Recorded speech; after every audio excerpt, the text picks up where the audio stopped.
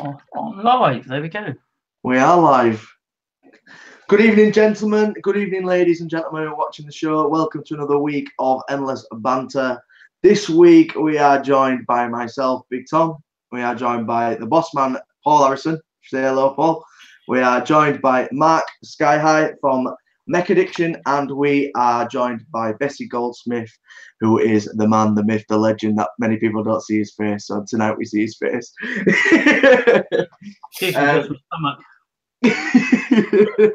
We usually just see the hands and a turning machine. We don't really see the face, do we, Bessie, very often? We try. Are we all right? Everybody okay? Yeah, we're good. Yeah, all good, mate. Yeah. I'm good. So what are we all vaping on tonight? I'm going to start with you, Paul. What are you vaping tonight, buddy? I am vaping with a chest infection.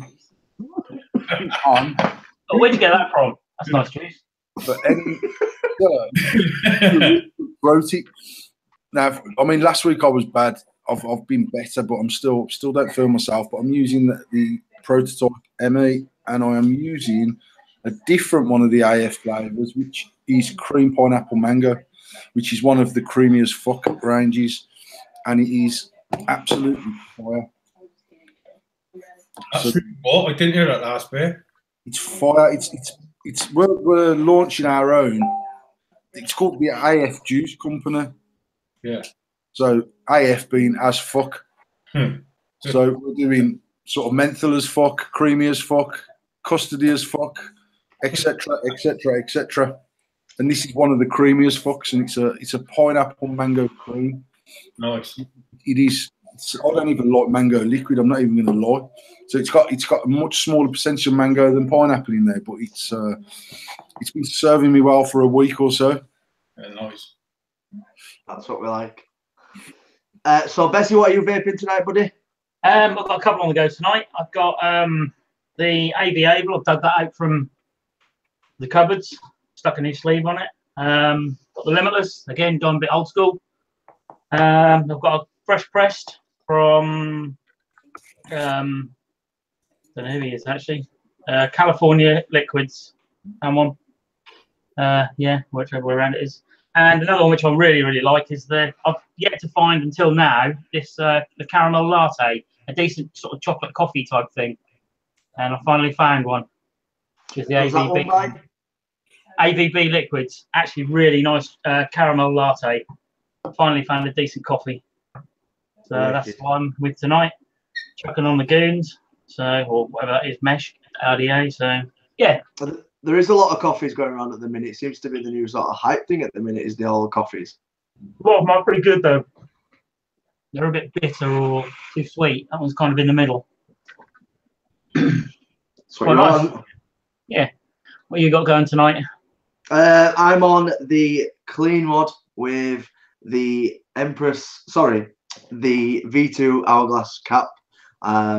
I thought 25 and 24 don't actually go together, but it does. I'm not even going to lie. I think it still looks cool as hell. Even with that tiny little lip, I think it looks cool. And I'm on KO Punch Strawberry, which we do stock at Shady, which is pretty cool, actually. That's actually really creamy as well. So, Mark, what are you vaping as well? I'm on a little Mech from Still Vape. It's called the C-Bone. It came out the same time as the other C-Bone. It's not really a clone. It's just, apparently they named it at the same time. So it's a cheap little Mech, but it works really well. So I really enjoy that. I've got an Empress as well. What I keep new time, black chrome, and my little Squonk box.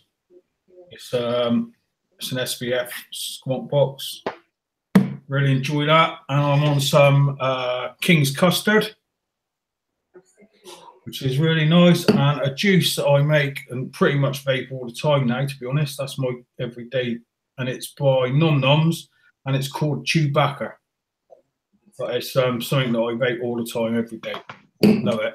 What's the profile of that one, Mark?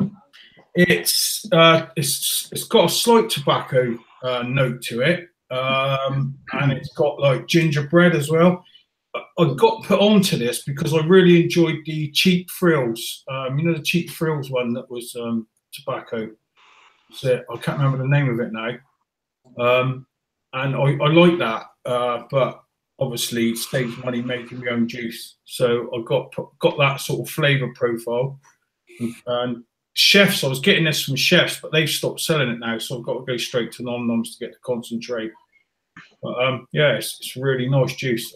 It's what I pretty much use all the time, unless I've got a few other bottles of something else lying around. I'll go to, but pretty much that one juice. So that's mint. So we have got some things to discuss tonight. Last week we did obviously go through Paul's backstory and everything that Paul's done in the industry.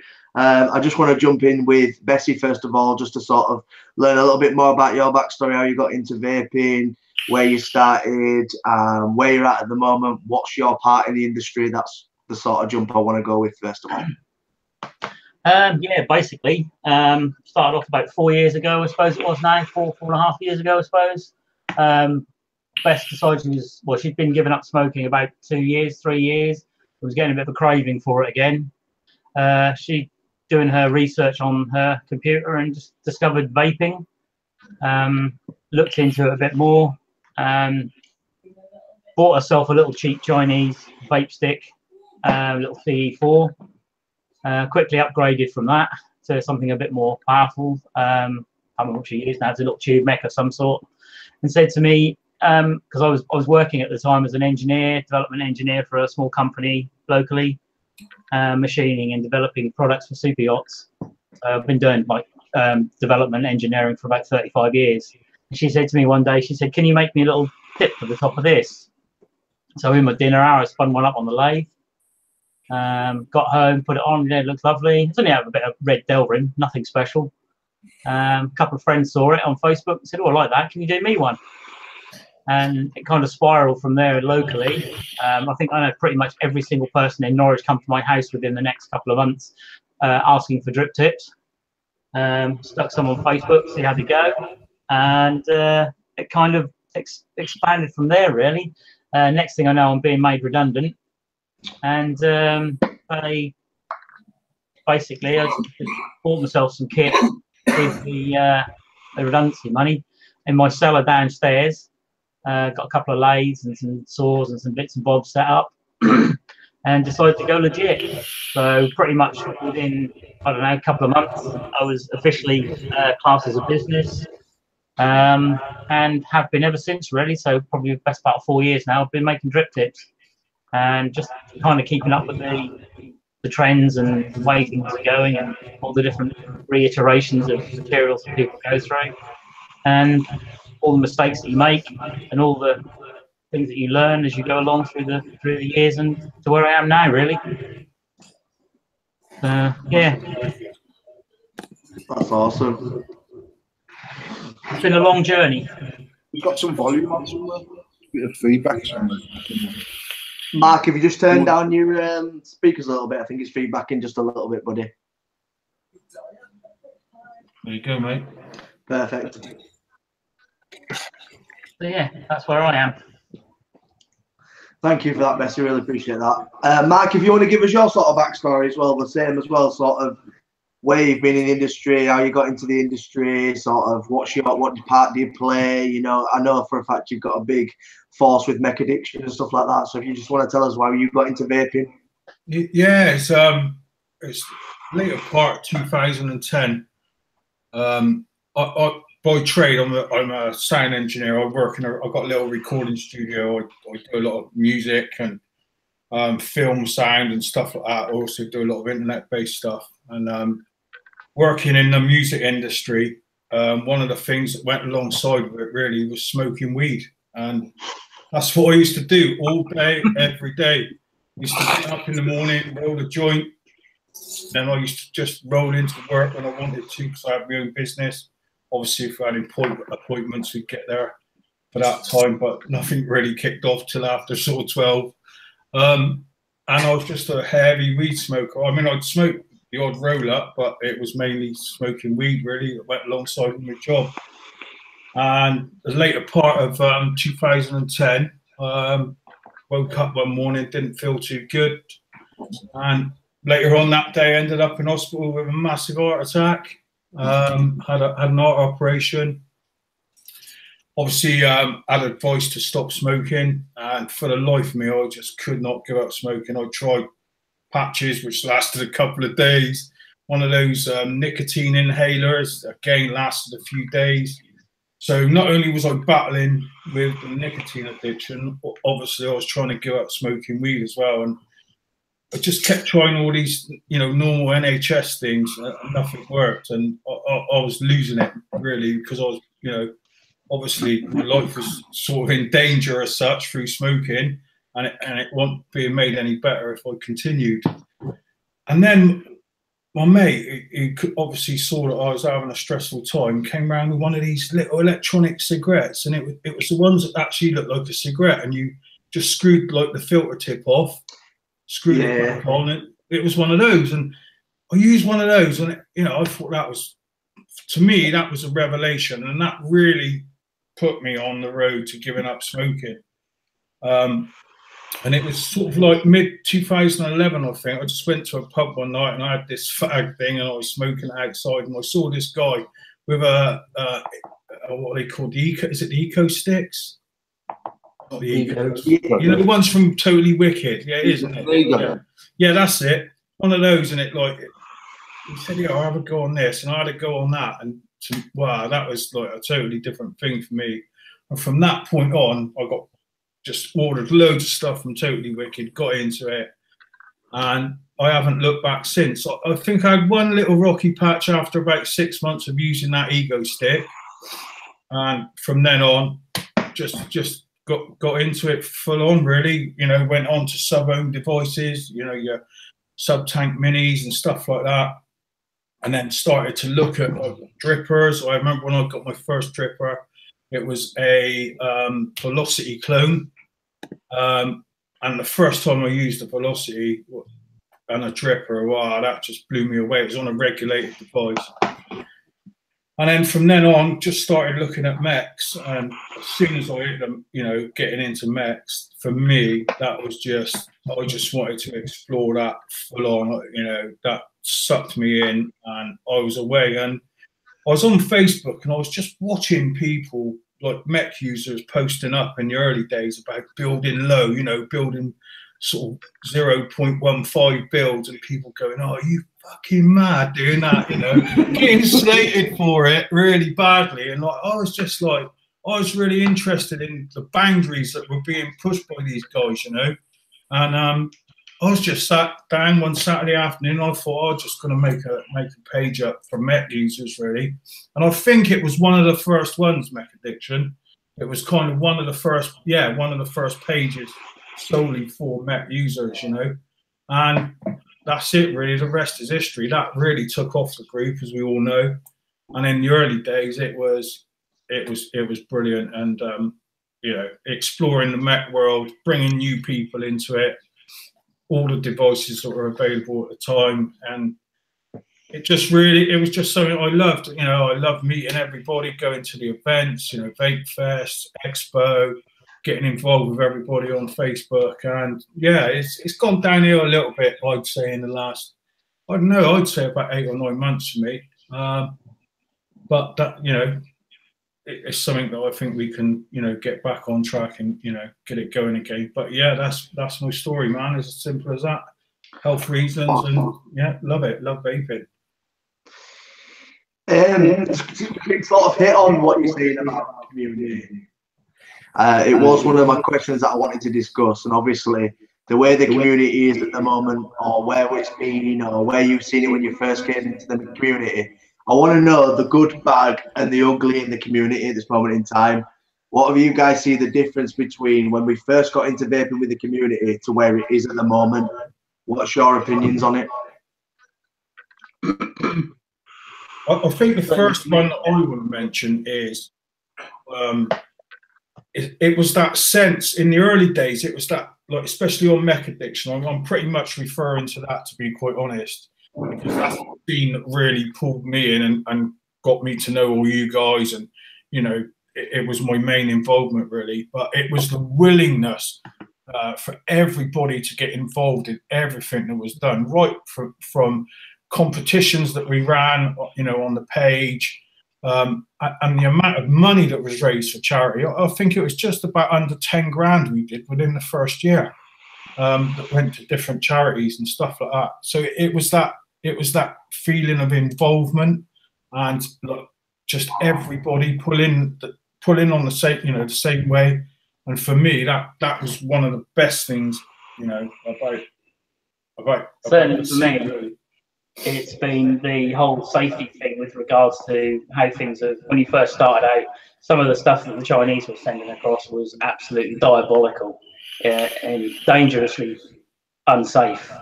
And I think now you're finding that a lot of them are learning from what they're seeing, guess through other people's Facebook pages, and they're doing their bit of research, and they're actually realizing that they just can't send the shit over anymore, and they do try and make it a little bit safer to use, especially if, like you say, with Mark, with your low bills and stuff, if you were throwing something like that into something, I don't know, 2-3 years ago, you were really risking blowing your face off. And I used to keep quiet about 0.15. I used to be like, I'm not telling anyone I'm building that low, because you would just literally get slated for it. Like you've still got to, nowadays, you've got a lot more. Someone has got volume way too high. There's some feedback coming through, some echo. I think it's yours, Mark. Is it? I think it's because you're in that big, open, beautiful space, and all you can do here is the sound bouncing off the wall. Come on, I thought you were a sound engineer. You need some more headphones. Is that any better? Yes. That's so. Yeah. I'll just have to do that to hear you, that's all. So yeah, especially battery safety is one thing for me that's been definitely a good thing in the market. As well, you know, and it's all to do with the social media side of things, where people see how bad things are, and before you know it, it's across the board and everybody knows about it, and it works in both ways, doesn't it? Sometimes you get the good things, and sometimes you get the bad things. No matter what it is, it's going to spread like wildfire across social media. So for me, you know, that's one of the good things, is the fact that you can now definitely have a safer, people who are coming into the Mech world. I've got all that information out there, and they only have to ask in the groups, and the information's there for them, as long as they're not stupid. Mark, I've muted you, so every time you speak, just unmute yourself, because obviously it's still echoing for some reason. I think Bessie's touched on something there as well. It's like the education side of things. That was another good thing about the scene, especially in the early days. And again, you know, I'm reverting back to Mech addiction. Can any of you guys remember when was it Melissa Quinn came onto the page? Yeah. Can you remember her? And she was like, I'm sure she was like this middle-aged lady, and she just wanted to get into mechs, and she was very sort of timid about approaching everybody at first. And then as soon as she did, I can remember everybody was just amazed about how quickly she learned about battery safety, about builds and everything else. And she's obviously gone on to be, you know, like a really experienced vapor, you know, on mechs as well. So, you know, for me, that was like one of the highlights as well. What about you, Paul? What's your opinion on sort of where the community's been and where it's gone and where we're at now? Mate, we've got 2 fucking hours, that's all. You know what? I think we sort of touched on it briefly last week, and for me, where the community is that people went through a journey together. Even if you go back just 2 years ago, when mech use wasn't a massively mainstream thing, or sort of 3 years ago maybe, where you had these cliques of people that used mech mods and whatever. They were very, very keen to share their knowledge. And when someone new came into any group on Facebook, including myself, who didn't know fucking Ohm's law from Dodd's law, asking them questions. There was people who genuinely wanted to help you learn because they obviously got some sort of sense of pride out of teaching you. And as Mark's just said, I can remember Marissa joining Mech Addiction, and I can remember going from being very quiet and timid, and she'd always get involved in the call outs, and she'd do a little call out to the point where she was on a step endless doing call outs, and actually but people genuinely took a pride getting Marissa to that level of vaping. What I found in the last 2 years is the hardcore vapers, and hardcore, I consider them to be sort of 3-year plus users who all went through this similar journey together. They've broke off into various cliques from being still the same sort of people that will help anyone to the top end scale of being absolute cunts and looking down on people that have started off with regulated devices, with clones, with TFV12s. And when someone posts their TFV12 in a group that allows a Smock Alien and TFV12 to be posted, and I've been guilty of this myself, I sort of look at them and think, you ain't got a clue. But bear in mind, I'm looking at this from 3 different angles. We manufacture mechanical mods. We retail everything from a CE4 up to a high-end mechanical mod. And I'm a vapor who is on a level in groups as Paul Harrison, not doing my sales pitch, not doing something for Endless or something for Shady Vaping, just me trying to be me. Now, me being me is also maybe not a good mix, because some days me being me is a good thing, and some days me being me is when I might be in an arsehole mood myself. So, but I've noticed that because we all know, and we know what safety is, and we know what we can push the limits to, and we've been there and we've done it, and we've learnt it together as a group, even if that's across 10 or 20 different Facebook groups, there's still a lot of people that cross over various groups and are active on various groups. I believe that we've got that there's people out there that are joining that journey, and they need advice on how to build coils. And I've seen people post an RDA with a much better build than my first build 4 years ago, and saying, this is my first build, it's coming in at 1.6, I've had it on my ohms meter, and to be honest, it looks like a bag of chips, it looks fucked. But 4 years ago, all of us would have said, oh, mate, what you need to do, try and get your cord a little bit tighter on the screwdriver and try and centre them across a bit, and your cotton looks too much or not enough. Someone posts that now, and before he's even fucking refreshed his page, he's got 30 comments off wankers. I think the problem is, Paul, what it is these days is, like you say, the likes of the hardcore vapors, etc., like the likes of us, who've been at it 3 or 4 years, we've gone through that journey, and we respect what we've had to do to get to where we are now. Whereas nowadays, yes, there is information out there, but there are people out there who will just quickly jump on the bandwagon, do a quick bit of research, find they can do this, this, and this without worrying about the background behind it. It's like if you work from your 16 years of age, you get to 18 years of age, you put a bit of money in the bank, you buy your first car. You respect that car because you've worked your bollocks off to get it. And it's the same sort of thing with I think personally with vaping. If you've worked that journey through all the CE4s and all the different types of wires and coils and all the rest of it that comes as part of it to where you are now, you respect yourself because you've gone through it. Whereas I said, the guys these days they just jump on it. They see, I could build a point whatever in a whatever type dripper, and they just do it. And you know, and you've also, and especially I've noticed a lot more recently, there was a lot more hardcore keyboard warriors out there to what they used to be on a lot of these groups. Yeah, I think also a part of like what leading on from what Paul said as well is the fact that perhaps some of us are a little bit sort of guilty for kind of ignoring the new blood that's coming into it, you know, because we've obviously gone on that journey and we're at a point where we are. You know, I used to put up videos on making coils, bending wire, you know, battery safety. I used to be posting up every week, and I haven't done that for so long.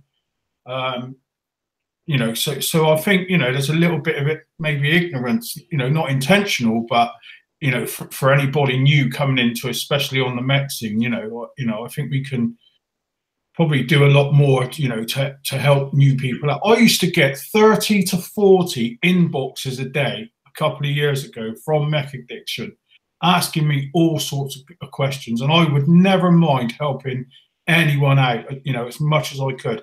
I even had a guy one day get hold of me and ask me how to use Autosol properly to polish his mod. But I didn't care, you know, if these guys wanted help, I would gladly give them help. I don't get any inboxes at all now about anybody wanting any help at all. And I don't know whether that's because there's no new blood coming into the scene, or people just are too scared to ask for that help. So it'd be interesting to, you know, find out what is going on there, really, for me anyway. Yeah, I mean, again, going back to that exact point there, Mark, I mean, we've spoken and we've been Endless Mod, Shady Vaping. One of the things that is painfully obvious to us as retailers is that our shop used to be a hive of activity.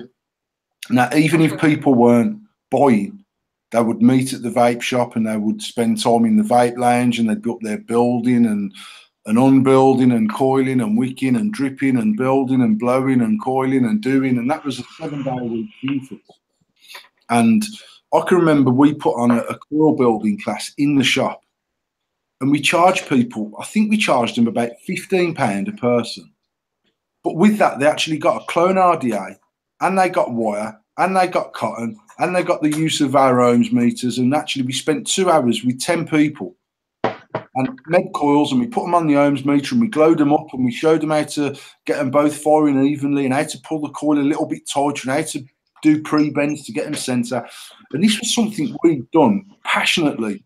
Actually not, and this was before we were even selling mechanical mods, so it was never sort of a means to an end of getting a mechanical sale out of them.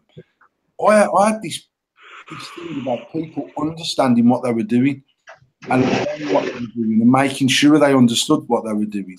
Because I believe once you've got that base understanding, you've got the ability to take the journey in possibly different areas. Yeah. I think what happened for me personally in the last 18 months, 2 years, is, one, if I'm being completely honest, I've been that wrapped up in myself and endless trying to keep that fresh and live, and it's on top of my job, on top of the shops, on top of the marriage, on top of the kids. You end up becoming sort of disjointed from that thing that we were all doing 2 and 3 years ago. Yeah. If I see someone asking for advice on how to build a coil, instead of saying, you know what, this is the best way to do it, this is the best wire to start off with, this is the best way to get it in there to start. Don't worry about pre-bending at first, just worry about getting your core right, blah, blah, blah. I tend to skip past it. Now, one of the very reasons for setting up this YouTube channel, which is something we probably should have done 2 years ago when we first launched Endless, was I said to Tom, I want us to put up very, very basic videos of how to take our switch apart on our mod, how to clean the mod, how to not polish the threads, how to do a very basic build using our own RDAs, what is the best way to put the build in that RDA, and do some back to basic tutorials on YouTube. So if I see someone on Facebook saying, how do I? If we've got a video that covers it, instead of me spending 25 minutes of my time explaining, I can fire them a link. I can say to them, watch the video chat, have a play, I'm at work or I'm doing this, message me at 7 o'clock tonight and we'll have a chat and see how you got on, or message Tom, or message Paul Davis who works for us, or message Adam who works for us, or message Tasha, and we'll talk you through it, and we'll do it, because there's people out there that are scared to ask now. There's that many pompous arseholes involved in Facebook groups that people are scared to ask. Then they take a punt. When they take a punt on the build, potentially they've got a bomb in their hand. Yeah. That's my concern. And we're all guilty of sort of going, oh, fuck off, mate. If you don't know how to build, you shouldn't be using a Mech. Well, the reality is, if I was given that advice right back at the start, I'd have never used a Mech mod, because I'd have said, oh, fuck it, I'm going to stick with my tank. But I never. Actually, I had someone who said to me straight away, get some 24 gauge and do 7 wraps around a 3mm bit, and then send me a picture of what you've got. And I've done that. And then it says, right, do this, do that. Right, what deck are you putting in it? Right, use them holes for that coil, them holes for that coil. Try and get them the same distance from the center post. When you're putting your cotton in, make sure it's restrictive, but not too restrictive, and you don't want it too loose because it will dry it and blah, blah, blah, blah, blah. I had all that information given to me. Now, I was the sort of person, and I am the sort of person, that once I'd done a call that I thought was successful, I then done it again and again and again and again, and I used different wire, and I bought myself the ohms meter, and then I made sure I got better and better and better and better at doing it. The one thing I've never, ever done in my life is made anything other than a round wire build unless someone's given me a pre-made coil or I've bought a roller Clapton. Because building coils, sort of anything outside of a round wire, was not my bag. It isn't my bag. It'll never be my bag. I'll never have enough time in my life to make a fucking fuse Clapton. That's just. I have to agree. I'm the same. I just whack a 5 wrap round a 3.5 mil. That'll do me on a 24 gauge every time. I mean, I don't know whether you watched the video last week, Bessie, or whether you did, Mark, but one of the things that I said last week was that as a retailer, when the sub-ohm tank first come out, and the first sub-ohm tank being the Aspire Atlantis, very quickly, as a 0.5 pre-packed, out the box, blowing clouds. And as a retailer, I remember all of us being extremely excited about this advancement of being able to sell someone clouds out of a box without any knowledge of what they were doing. Then 2.5 months after that, Shady Vaping, we launched the Magnus tank, which was a 0.2 dual vertical sub-ohm tank out the box, blowing clouds, no experience required. Now, it took me 6 to 8 months to realise we just fucked ourselves by selling these things by the hundreds. Yeah. Because actually, prior to that, someone come in and say, I want to blow clouds. Right, what you need is an RDA and either a Mech mod or a regulated mod. We used to sit down with the people in that shop. We'll take them upstairs into the vape lounge, and we used to sell pre-made coils that were 0.4 each. So paired up, they come in at 0.2. So we never ever built in the shop lower than what battery safety was on a 25 amp battery or a 20 amp battery. We never ever went below 0.2. And we'd sit up there and we'd put the build in for them, and then we might take the build out, and then we'd say, right, you try putting it in. And they left the shop with enough knowledge to understand what they needed to do. Yeah. Some tanks come out and we were fucking throwing them at people because we could not stock them quick enough. And then the minute they left the shop, their other inexperienced friend came in the shop and said, I want to blow a cloud. You need yourself an Atlantis or a Magnus, and you need a this or you need a that. They left the shop blowing a cloud. And then we've spent the last 3 years spawning a whole new generation of vapor who can blow a fucking cloud, because now they've got a TFV12 with a 0.12 out the box coil, capable of taking 200 watts, albeit not very successfully, but they can. But they've not got any ounce of knowledge whatsoever about the back end of using a 0.12 coil.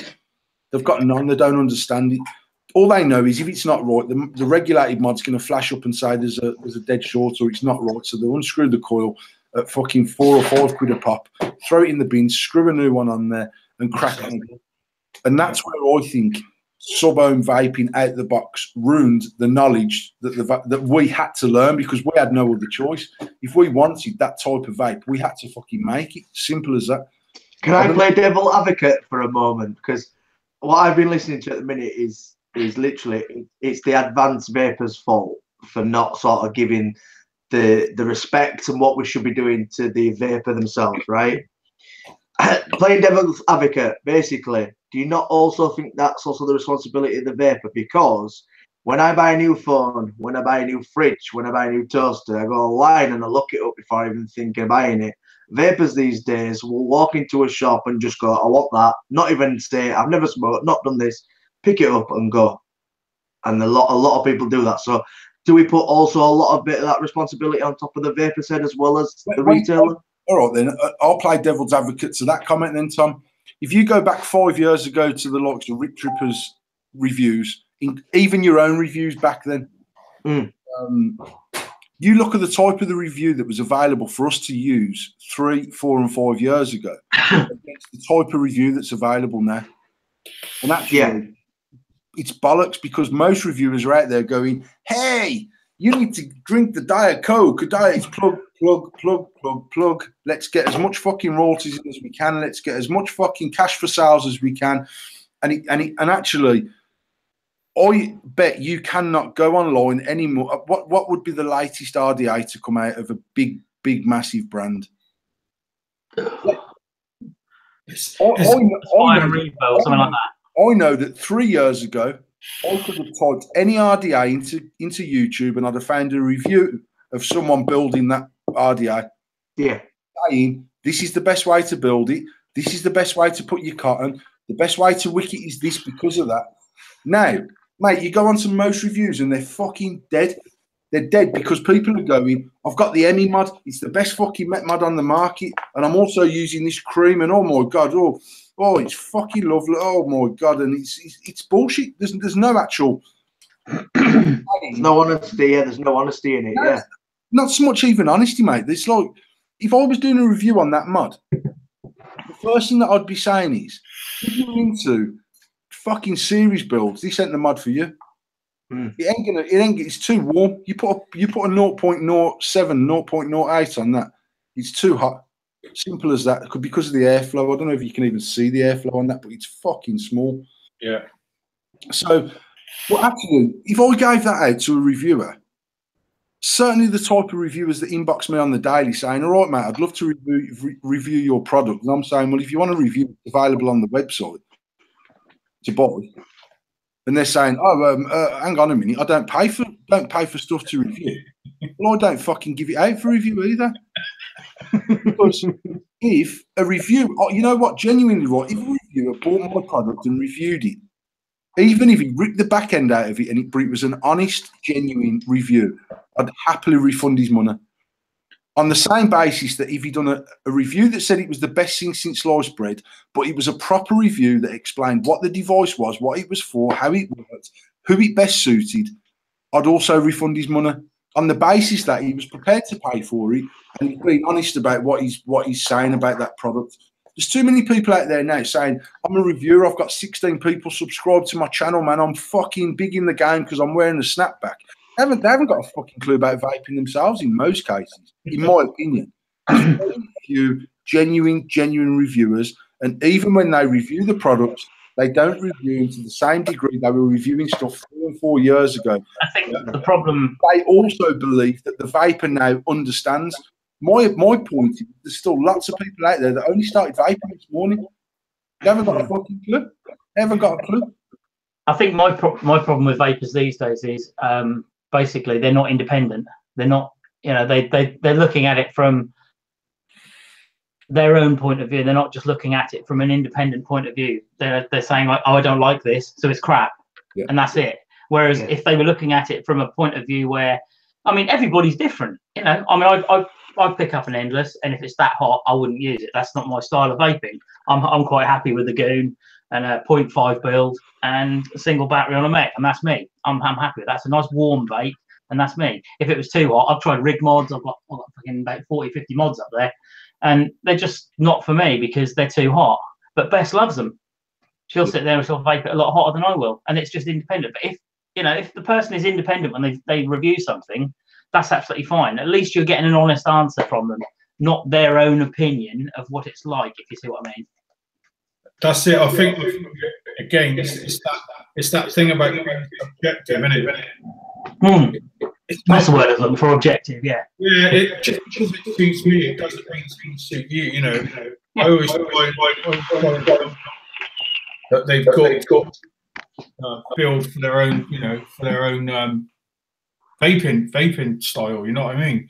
I like quite a warm vape. I'm quite happy at 0.1 straight across the board on a Mech. That's me. I'm cool with that. That's perfect.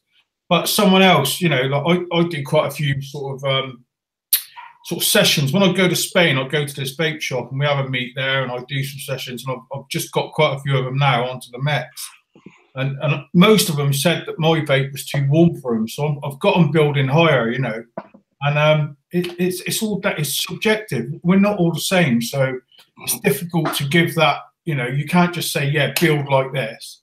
It depends on what that person wants and what they want and what their vaping style is, really, I think. Yeah. No, I agree. I say it's difficult. I get it's difficult to review. I've seen a big review, and one of his was since he slated that someone has still got their volume. Oh, there you go. Since they slated a product on their review, the company's dropped them and they're not sending them any more free shit to review. And I'm a bit like, boy, the fucking stuff you want to review then. Yeah. Why are you sat there waiting for handouts to keep your fucking channel live? I honestly don't get it. I've sent out endless mods for review to 2 people, Tom being one of them, back in the day when he was still working for Dale at Yorkshire Vapor, and one to Todd. And they're reviewing too quick as well. They'll get a product and they'll stick out a review within a couple of days. They'll take it out the box live on the fucking review. Honestly. Stuart Watercore from, is it Vulcan Bros? He sent me recently. He sent me his RDA and some juices to try. Now I've had that for it's got to be 3 weeks or more. Yeah. But I'm not going to give him any feedback on that until I've used it and put loads of different builds in it to see what what it's like under different builds. Yeah. And to get the best out of that RDA. Even when I got your Empress mod set, I spent quite a few weeks trying different builds, different batteries, until I got the best for me out of that mod and RDA.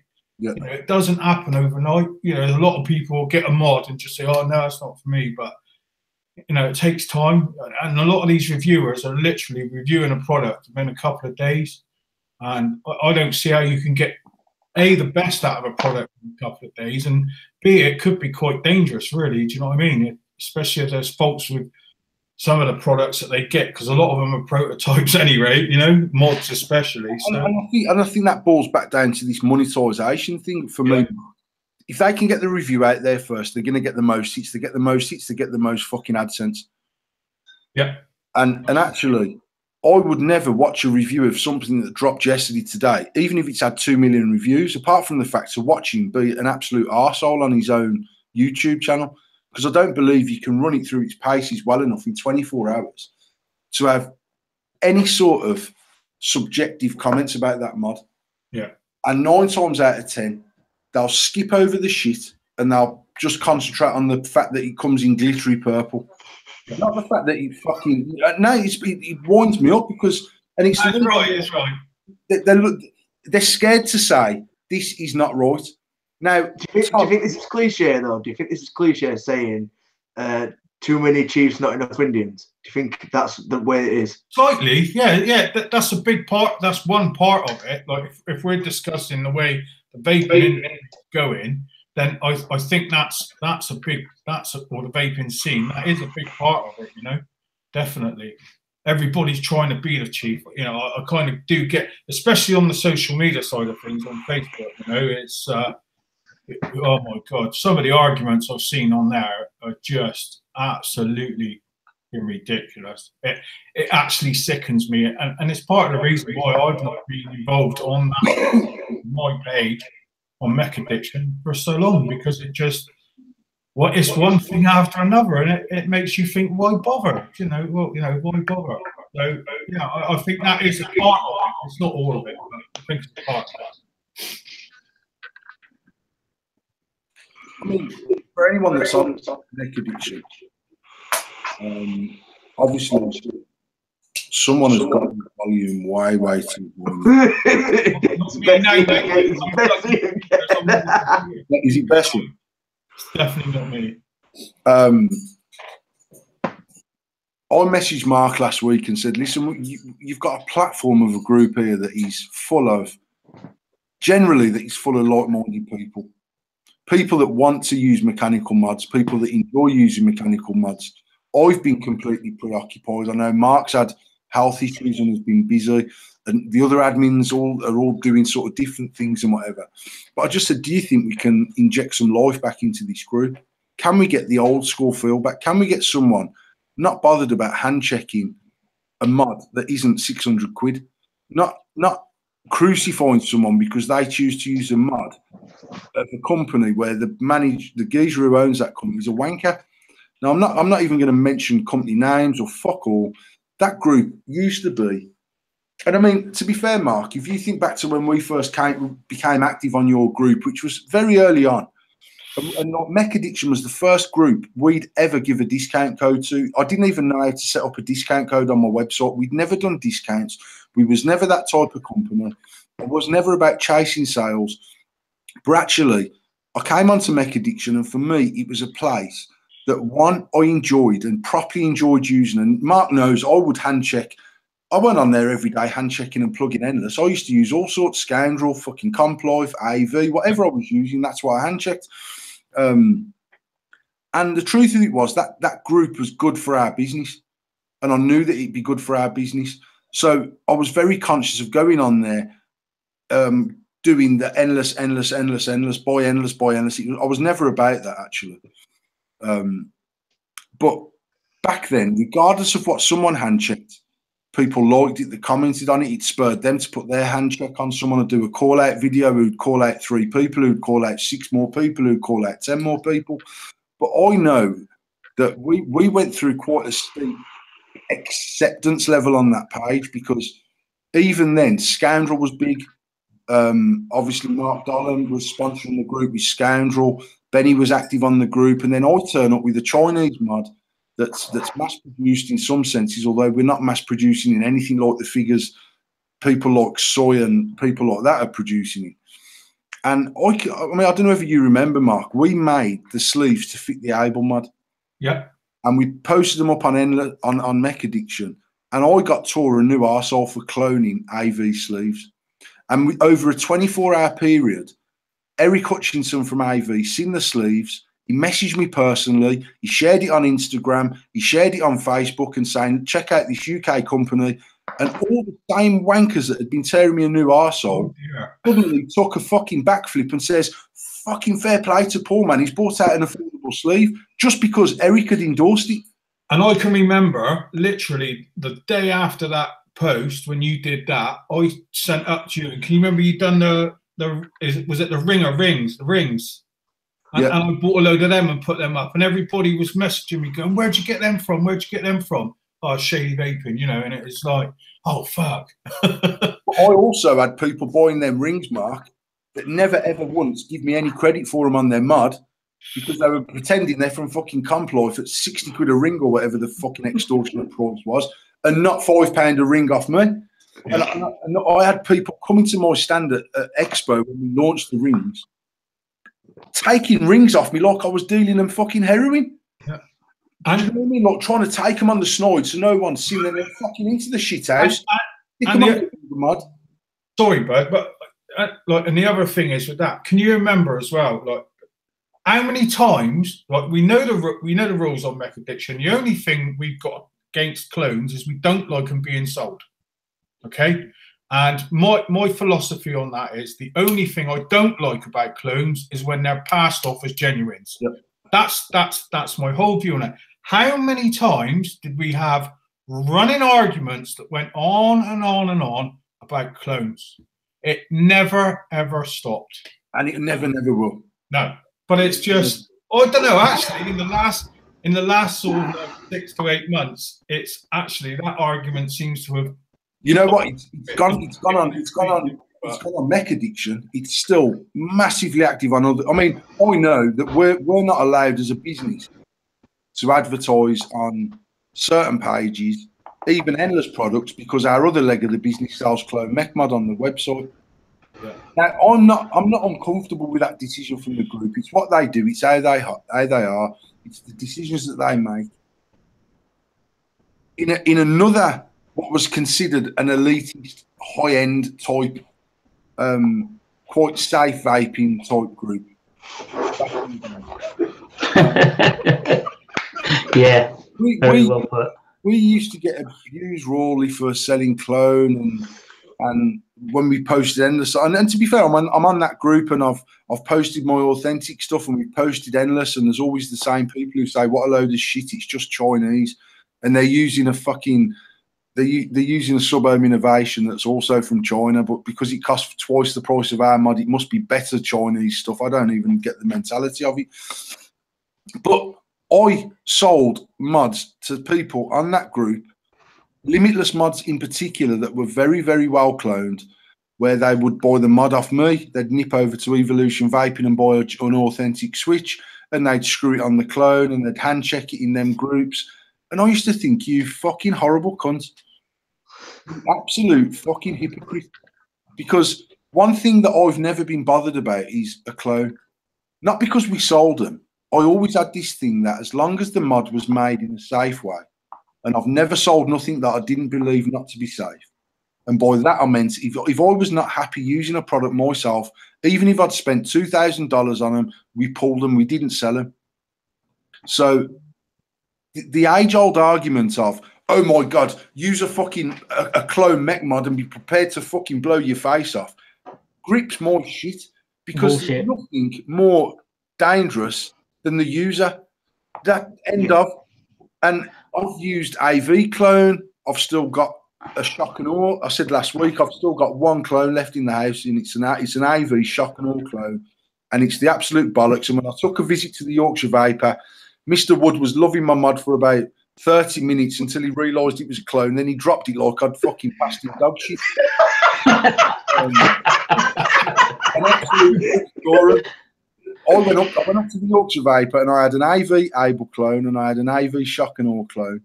And Thomas's words to me were, oh, you might sell all that shit in your shop, but you still use fucking authentic yourself. And I said, mate, these are both clone. And he was like, stop that.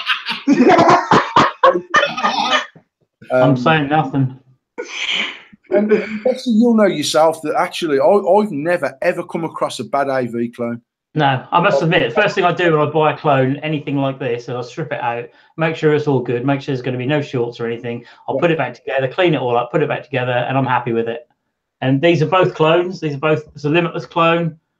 And the reason I bought clones, I mean, I use them now as mods, but the reason I bought clones in the first place is, and they're one-to-one clones, and I made sure of that, is because I use them to make the sleeves for the genuine guys. And these go in my lathe, and they've got marks all over them, and they've got grip marks and chip marks and teeth marks and all sorts on them.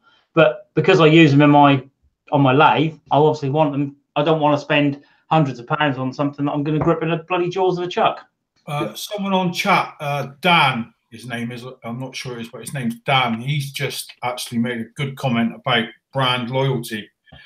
And I think what he's touching on is he's similar to what you were saying, Paul, really, is the fact that some people have, have repped the brand at some point, and then as soon as that brand isn't popular anymore, they'll slate it. So, I think I've seen that a few times. Like, I can't really name specifics and such, but I've definitely seen that myself. I think he was on about. I think he was on about V-Juice or something. Someone going on about V-Juice. I can't quite see the comment now, but brand loyalty, I guess.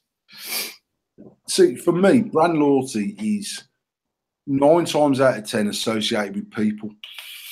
So it's the hype.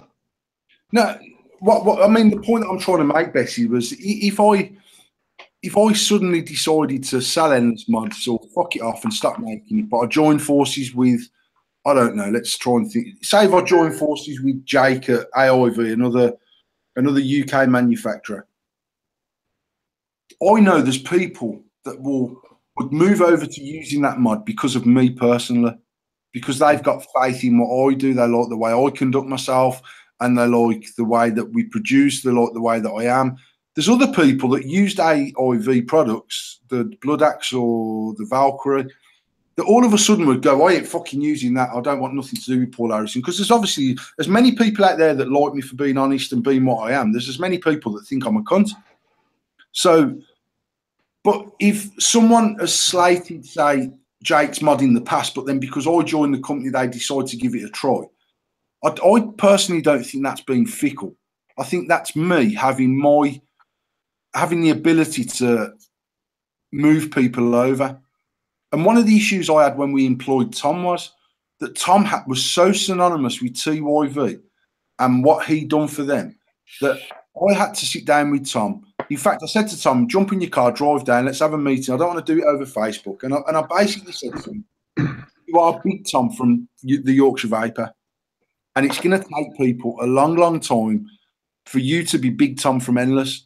Now, I think we've absolutely mastered that transition from Big Tom from the Yorkshire Vapor to Big Tom from Endless Mods, because by and large now, he's not associated with TYV at all. Now, the reason for me wanting to do that was, and the reason why we took them steps extremely slowly is that Tom was anti-clone. I knew Tom was anti-clone. Tom was anti-clone. Tom never used to be anti-clone. He decided one day he was going to be an Olympic prat and decided that anyone who touched the clone was going to blow up in their sleep. But one of the things that I said to Tom was, regardless of your thoughts on clone mods, we sell clone mods in our shop. And I cannot have you employed by us, even though you're employed under the Endless brand, slating off mechanical mods. Vice versa, I can't have you on day one of you joining our business, all of a sudden go, get yourself to Shady Vaping and get some clone mech mods, because everyone would have said, you fickle wanker.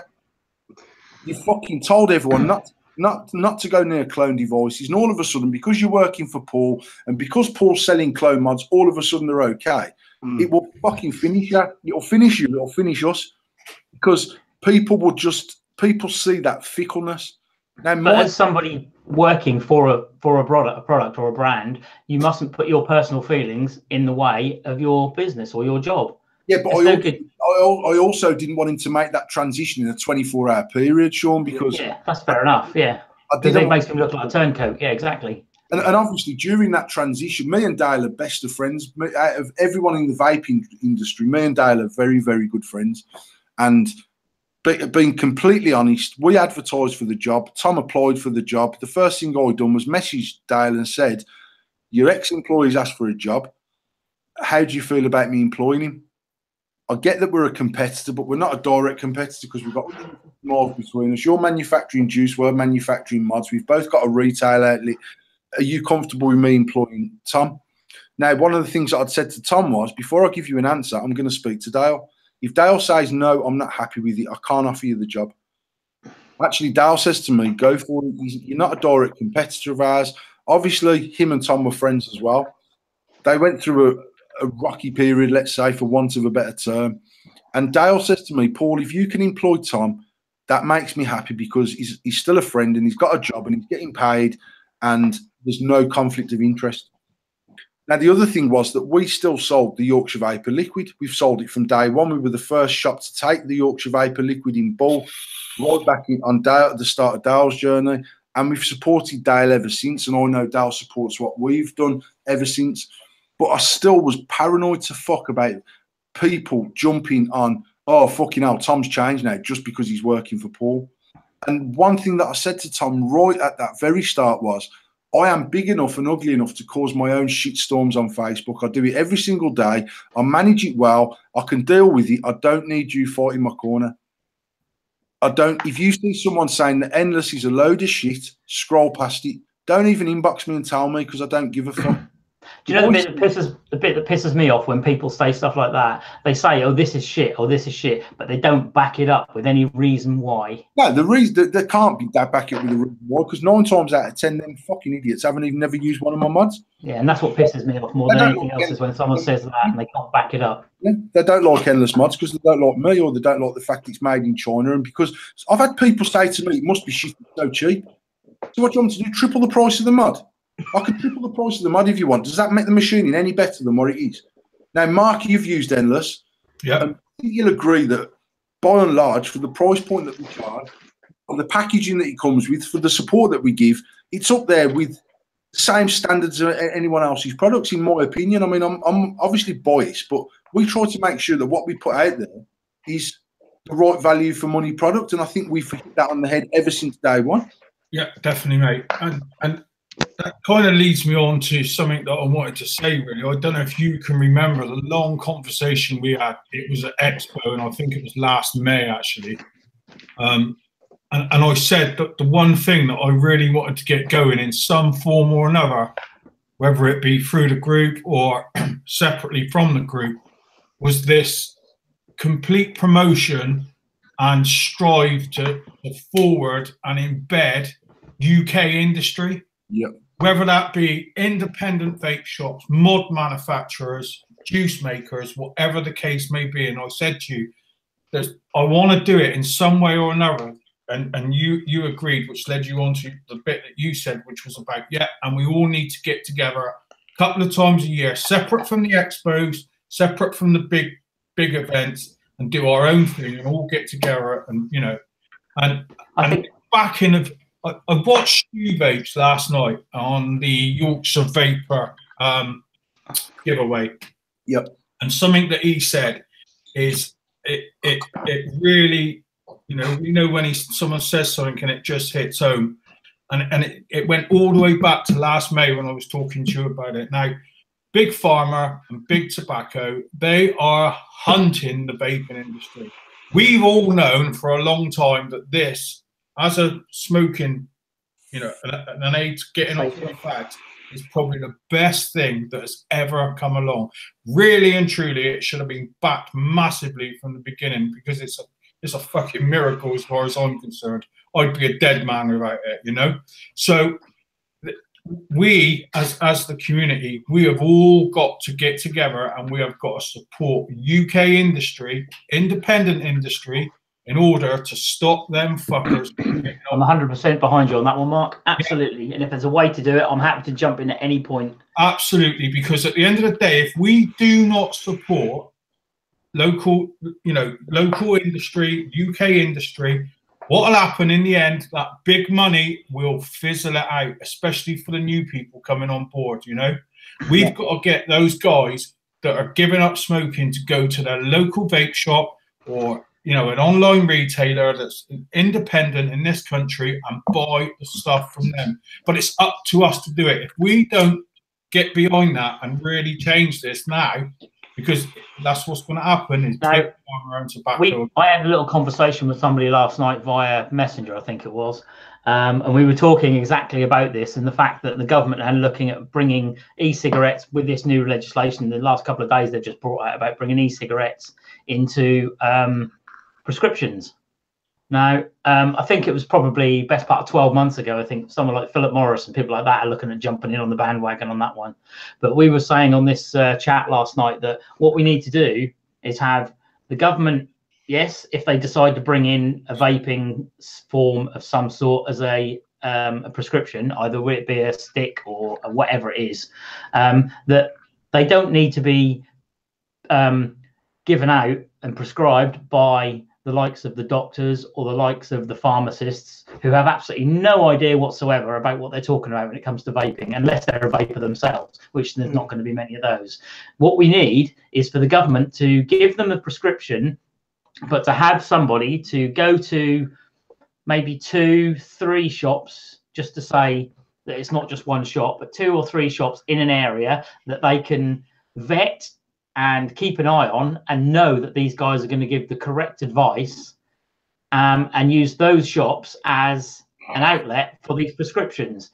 And so the person would go to the doctors, he would be given a prescription for his vape stick of whatever form it is. He would then be given a choice of 2-3 whatever shops to go to redeem that, and those shops then have to be on board to then give the product over, and also give the correct advice and possibly extra sales afterwards. That's just separately from that. But to be able to have this whole idea of getting the correct advice to the person coming off the cigarettes and going on to the vape.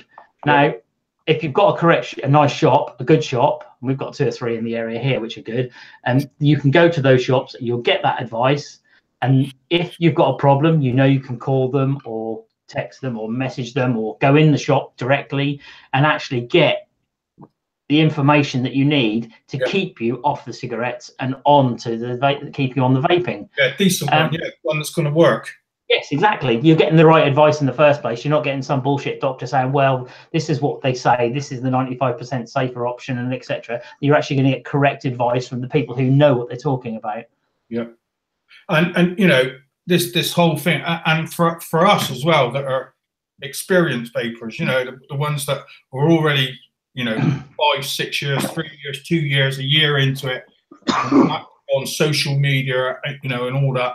We have got to support UK industry, independent industry, and this is what leads me on really to say that, you know, on the groups, all this conditioners, basically, all this drama fueled posts and slating everybody, it's got to start there. And it's, you know, if we don't come together in some form or another, personally, you know, I can only put so much. It's like going back to what Paul said earlier on this evening about having the old school vapors. Back then, 2-3 years ago, it was a proper community, and everyone was willing to help everybody else. And if there was a problem, you'd go to one of the groups, and you wouldn't get your shit ripped out of you just because your coil build was too low, or because your coil build looked shit, or you didn't wick properly, or you were using something that was too low for that mech. They would say to you, look, this is the problem. You don't really want to be doing it this low, but if that's what you want to do, try it, but at least tidy up this or do that. That doesn't exist anymore. It's just you go into a group, you get the shit ripped out of you, so you lose all interest. I think it's up to us we've got to manage this. We you know, if we want it to do what we want to do, it's up to us to do it, not anybody else. It is down to us to do it. Yeah, and absolutely. I mean that as a collective. So I've got, for instance, 6,500 members in my group. Okay, I looked on there tonight. Tom put a post up the other day, and that had 3,500 views. You know, that's a fairly big platform. It's, you know, it's all right. And I, you know, personally, I want to get everybody involved in my group back to that old way of thinking. I want all the independent UK vendors and, you know, people that show initiative within the industry to get involved, and I want to promote them. I want to do a weekly promotion, you know, on a pin post in the top of the group where we focus on one retailer, or, you know, one juice manufacturer, or someone like yourself, Bessie. You know, we put a focus on them so people can get to see what they're doing, and they get a week long at the top of the page, and then we swap it out for another one, and we really start promoting, you know, the vape industry and the scene for what it can be, and not what it was or what it is at the moment. What it used to be, basically. That way, I think, you know. Well, I had a post come up in my memories this morning from today, last year, and it was everyone woke up 1 year ago today excited as fuck that the government had said NHS will supply vaping products to people. Yeah. And me being me, and me being a miserable prick, my status this time last year was, I get that everyone's excited, but please understand the reason why they've made this U-turn is because Big Pharma is about to grab you by the bollocks and fuck you all up. And when they issue you a vaping product on a prescription, they're not going to give you a £25 voucher to come down to Shady Vaping or go over to Evolution Vaping or whichever, or to the Yorkshire Vapor if you're up in Leeds. They're going to give you some shitty stick that I know long term will not suffice and will not get you off the cigarettes. However, I still think it's a fantastic move because there's lots of people out there, probably more my age and older, that see stuff like what's been in the news in the last week and a half, and they panic and say, well, I'm not trying them electronic cigarettes. They'll fuck you up. They give you more cancer than a cigarette. But the problem that I think is going to happen is you're going to get the likes of Philip Morris, who have stated, I think it was today in the news or yesterday in the news, I read it, that they're going to be issuing these tobacco heating sticks. Yep, which is still smoking. Which is still smoking, yeah. Exactly. It's still tobacco at the end of the day, which is bullshit. Philip Morris announced on New Year's Eve that they would no longer be producing tobacco cigarettes by the end of this year.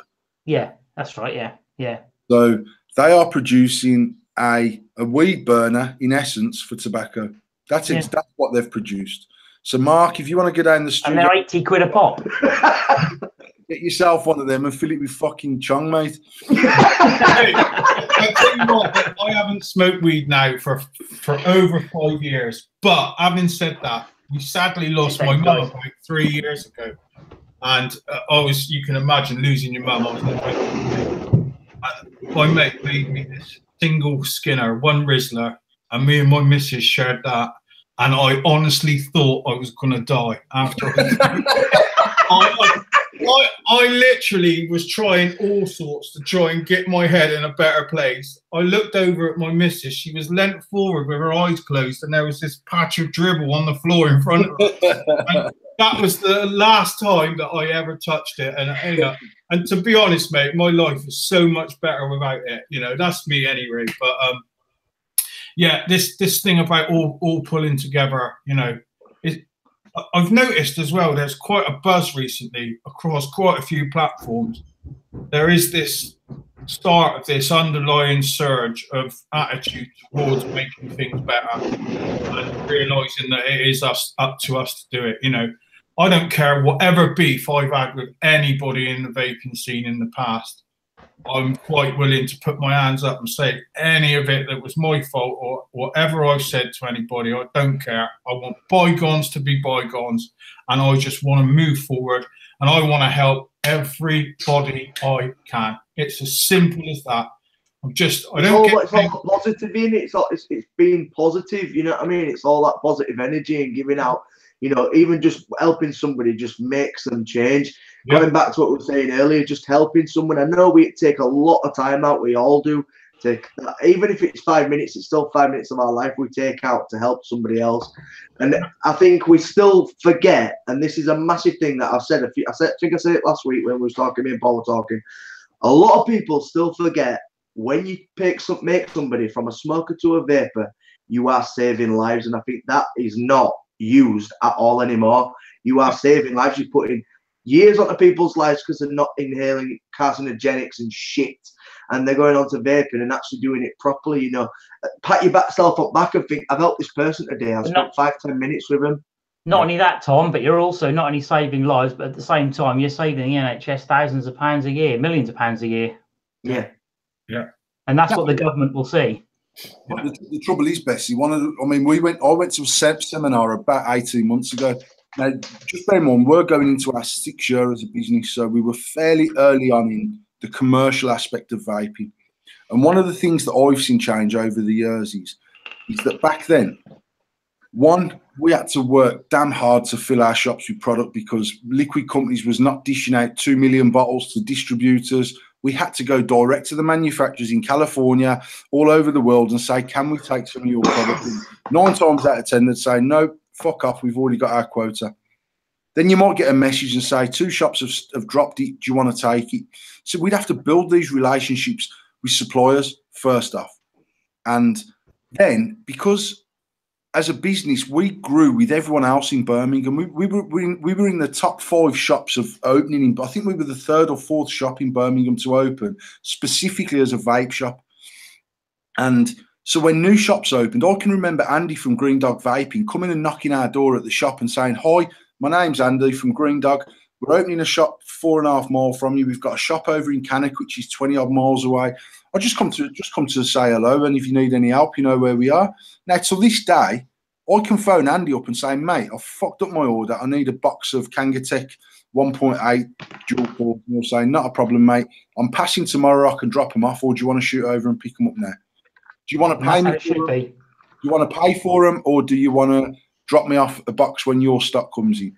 I've picked up the phone to James in the past. James has picked up the phone to me. I've picked up the phone to Grays. Grays have picked up the phone to me. That's just how it was. Innovators in Handsworth, we've all done whatever we had to do to all grow our businesses. Then what I've seen happen was, because we were all making lots of money, and there's no 2 ways about it. 4 years ago, the shops were making more money daily than what we make now. And also the margins on them products were much, much better than what they are now. So generally, the business is much, much more difficult to manage day in, day out now than it was 4 years ago. But the reality was we all opened our doors between 9 and 12 o'clock, depending on how fucking lazy some of them were. All shut up between 5 and 8 o'clock, or 8:30 in our case. And every day, the shop done a good turnover. But one of the things it also done was everyone who worked in the shop had this really good feeling that they'd converted more people off cigarettes to vaping. Now, bearing in mind, there wasn't no sub-ohm vaping then out the box. There wasn't no fucking 0.5 coils out the box. You was lucky if you could get a 0.16 Aspire coil, because most people stopped 0.18. Then what happened, in my opinion, is TPD first started rearing its head. And for the first time in the industry, all these people that had got fantastic businesses seen a threat to their potential earnings. Now, at that point, what I seen was every single person, bar none, well, I wouldn't say bar none, most of the industry went, bam, moved back away from each other. I've got to concentrate on mine. I need to get as many sales through my till as I can get through. And I think me and you had this conversation, Mark, at Expo. And one of the things that I seen was, instead of people helping you, they'd actively try and fuck you over, because if they could get their customer to convert to your customer to convert to their customer, it was another continued sale that they'd got. Then what I seen was, once the essence of TPD was out there for us all to see, we all realised that we'd still got a business the other side of TPD. And I've seen the community start to come back together a little bit. Then what I've seen was short fills come out and fuck the industry 6 times over. And everyone's gone bam and moved back out, and I'm going to worry about me. I'm going to stock it for the cheapest I can. Fuck recommended retail prices. I'm going to sell it. As long as I'm making £3 a bottle, I'm going to keep selling it, and I'm going to do this and I'm going to do that. And it seems to be more disjointed now than it's ever been. And I believe that 90% of that is down to people trying to safeguard their business and in a roundabout way fucking the industry without even realising. You know what? That's my personal take on where we are. That's me with my vendor hat on, not as a you know what? To play sort of devil's advocate with that a little bit is the fact that we've got the grassroots already planted for us lot to, you know, come together on this. And I'll tell you why. How many people are in touch with somewhere like fucking Curry's where they go and buy a washing machine and they're in touch with the owners of that fucking establishment? None of them. Exactly. How many people are in touch with fucking Burton's if they go and buy some clothes from there or something like that? The vaping industry, I've never known anything like it, where we, as a vapor, the end user, including myself, are directly in touch with the vendors, the manufacturers, like yourself, Bessie, you know, mod builders, juice makers. We're there. We're not only are we buying from these people, we are talking directly to the owner of the business. Absolutely. So there's absolutely no reason why we can't make this you know, this old community style return, because we've got that base already there. It's there. But as a customer point of view, side of things, if you want to call it that, from exactly what you're saying, Mark, it's really handy for the customer to be able to put message directly on 99 times out of 100, in my case, Facebook, and just say to you, you know, if they want to order something off the website, they go ahead and they order off the website. Like yourself, Paul, if they want to go to the shop, they buy it from the shop. But you're still there as a person at the end of a message, personal message. And I guess at some point, if you really wanted to be personal with a phone call, to actually speak to that person direct, and for the customer to be able to speak to that person who is in charge of that business, and is at the end of the day, the buck stops with you. To be able to say, like, I've got a problem, can you sort this problem out? And you're there to not say, oh, I'll speak to my boss and see what he says and we'll try and sort something out. You're there to actually make that decision if there's a problem, or if you've got something that you want, or you've got an idea that you want to put forward to the person, you're still there, and the person can actually get in touch direct. And as a customer, an end user, that is an amazing thing. It's a brilliant thing to have. But you have that small percentage that likes to take the piss out of that, though. See, yeah, but then you can just ignore the messages. With my business, if I got another studio a few miles down the road and they're doing something and they get hold of me and they say, oh, Mark, I've got trouble with these vocals, could you give us a hand with them possibly? And I ain't got a problem with it. There's no, we all there for each other in the business that I do. Absolutely. And that's how we should be. Not just a clique, so not just, I don't know, TYV, Shady, and someone else in that clique against the rest of the UK. We've all got to come together on it, the same. I mean, I had a situation about 12 months or so ago. I mean, I kind of aspired when I first started doing what I did to Gary Dibley. And we all know Gary Dibley made amazing drip tips, and that was what he did. And I kind of used him as my platform to start growing, to the point where we were very good friends, and we are still very good friends, and we talk quite a lot on Facebook. There was a situation about 12 months, maybe 18 months ago, where he was with Siam Mods, I think, and they had a bit of a discussion, I guess, and they split. Gary came to me, he said, look, I've got a bit of a problem. I'm trying to source some materials to make some drip tips. I wouldn't normally ask, but is there any way I can have a look, see who you use, and let me know? So I gave him the information, and I told him who I supplied, and they were the guys that he was looking for. So it works, you know. And we all talk, and like say Vince's tips and people like that, we talk to each other. We send customers each way because he does different things to what I do. Brilliant. And we send things backwards and forwards all the while, and it just works. Yeah, fantastic. But then, again, if I play devil's advocate to that comment, Sean, is that there's a handful of drip tip makers now. Exactly. Yeah. Going back 5 or 6 years ago, there was a handful of us vendors. Yeah. The more and more that have came into the game, the more fierce it's got, and the more these cliques have started to sort of split. And I can honestly say, as a business, even people that I don't agree with the way they conduct themselves in that business, I'm not on about them personally, I'm on about the way they conduct themselves in business. If I believe there's a benefit to my company and a benefit to their company, I'm still happy to do business with them. Yeah. And absolutely. 6 years, I can't think of a single vendor that we couldn't go to if we were in the shit. I can think of a few that might not want to help me out, but I mean, I've not had out and out beef with anyone. Maybe that's because I'm very open and honest. So actually, at this minute in time, Bessie's waiting for some measurements off me because I want him to make some drip tips for that. Now, that's just one that I took out of a solo RDA, but that's the sort of thing that I want. Now, if Bessie made them tips and they come to me and they're all fucking wrong for argument's sake, I'm not the sort of person that's not going to say to Bessie, mate, these are fucked, they're not working. Then we've got an opportunity to sort that problem out. Yeah, absolutely. I'm certainly not going to say, thanks ever so much for them, Bessie, brilliant, and then go on to another Facebook group and saying, don't use Bessie for tips, he's shit. Because that is not my style. It's not how I operate. It's not how I work. And on the same flip side of that, I expect anyone that I deal with to come back at me if there's a problem.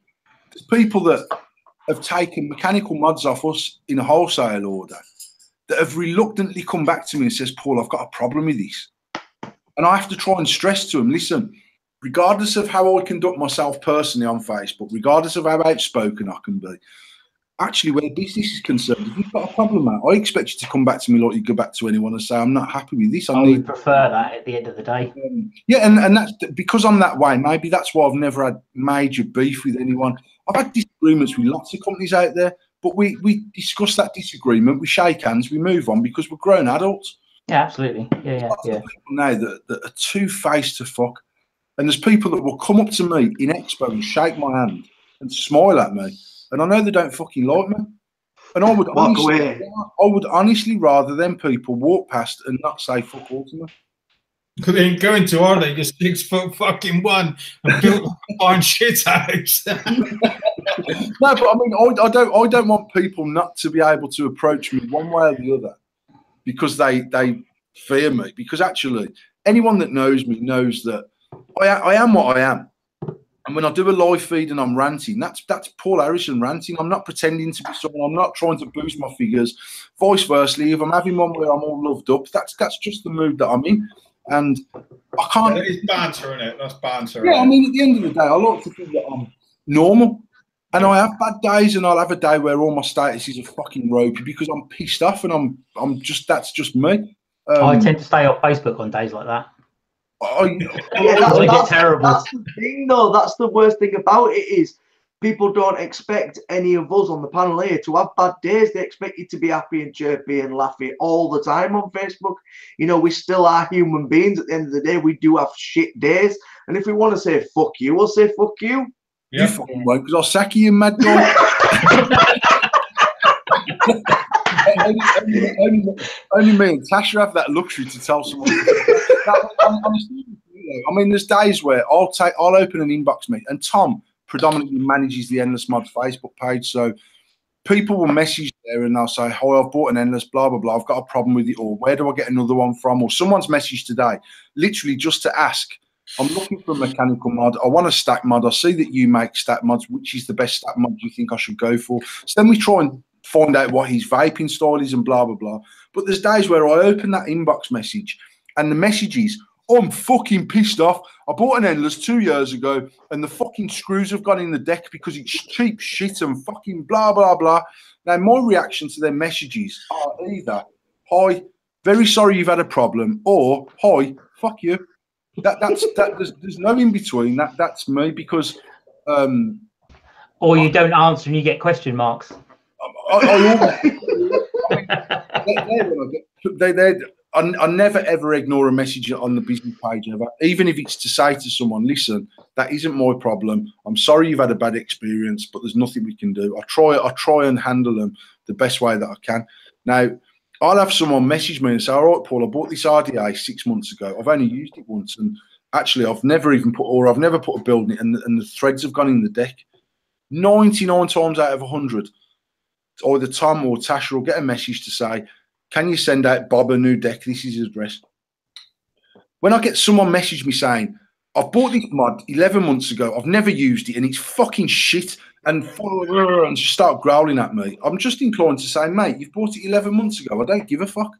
Now, that isn't the right response anyone should ever get off me as someone who is at the forefront of endless mods.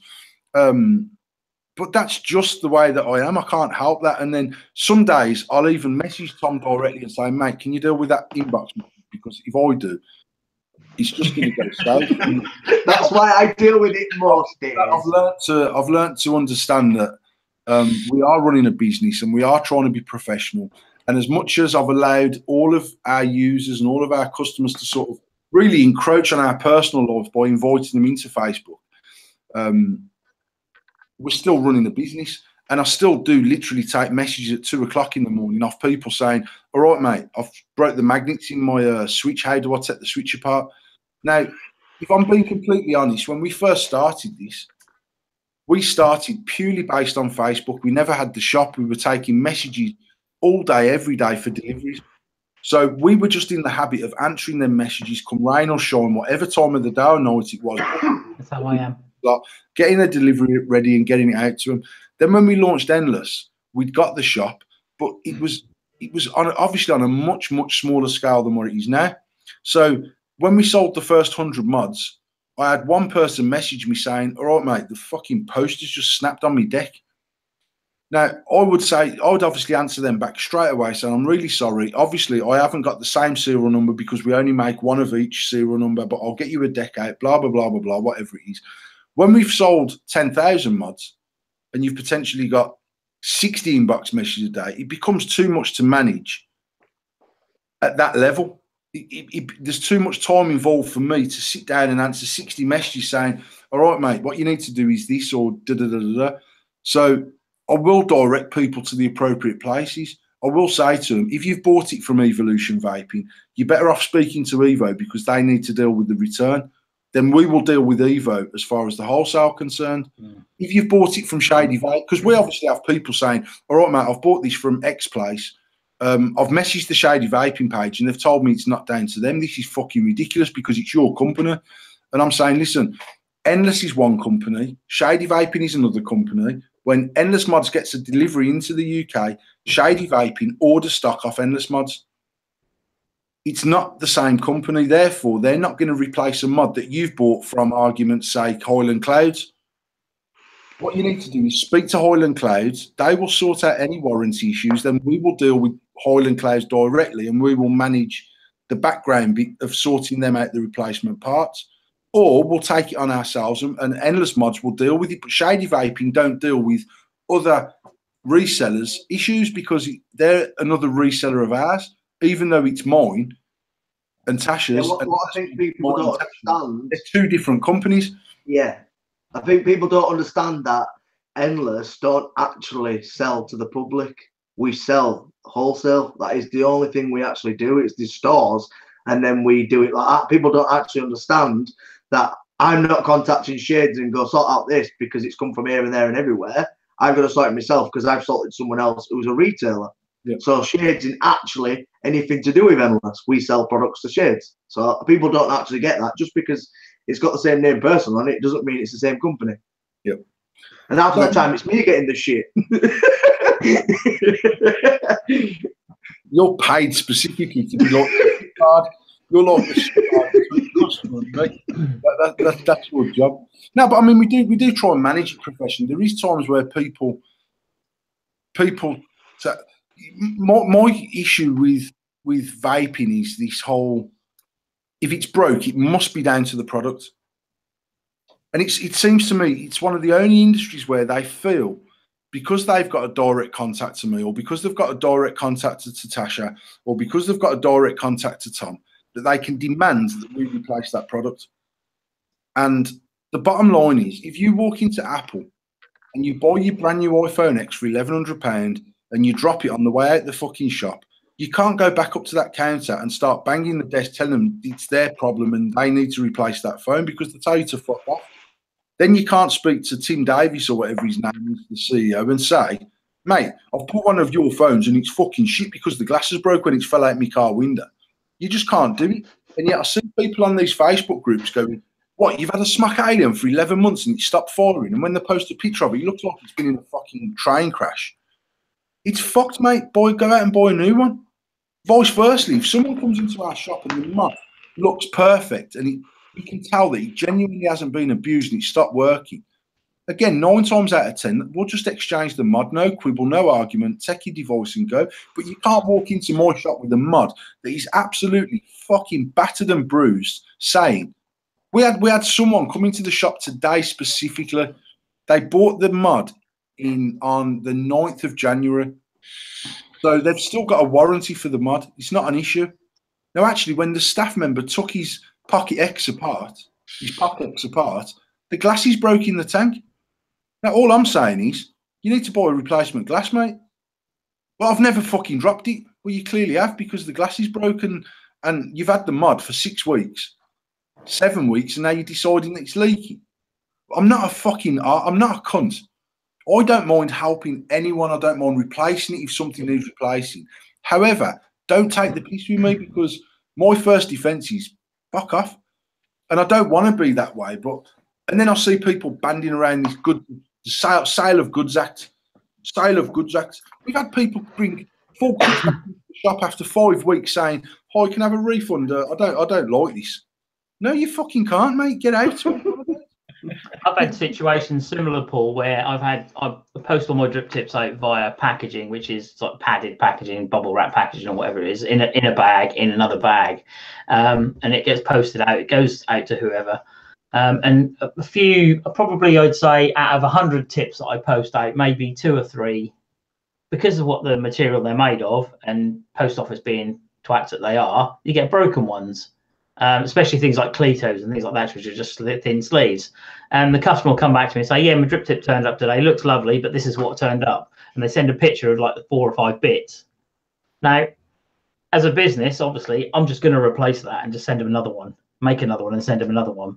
But if, like you say, you want to go through the whole sale of act thing, then it's, at the end of the day, you should then claim off the post office and get your money back that way. But it's just not worth it for the sake of a drip tip, you know. Just make another one the same day, sling it out in the post the next day, and just send it out to them. All done, dusted, simple. And it's so simple to do. One of the things I was going to say when I was talking about that, and just typical mad tangents and then forget where I was going, but in my coming up to 6 years of vaping, the only product I've ever broken because I've been hampered with it was a Kennedy, and I know I'd stripped the deck in the Kennedy because I'd over tightened it.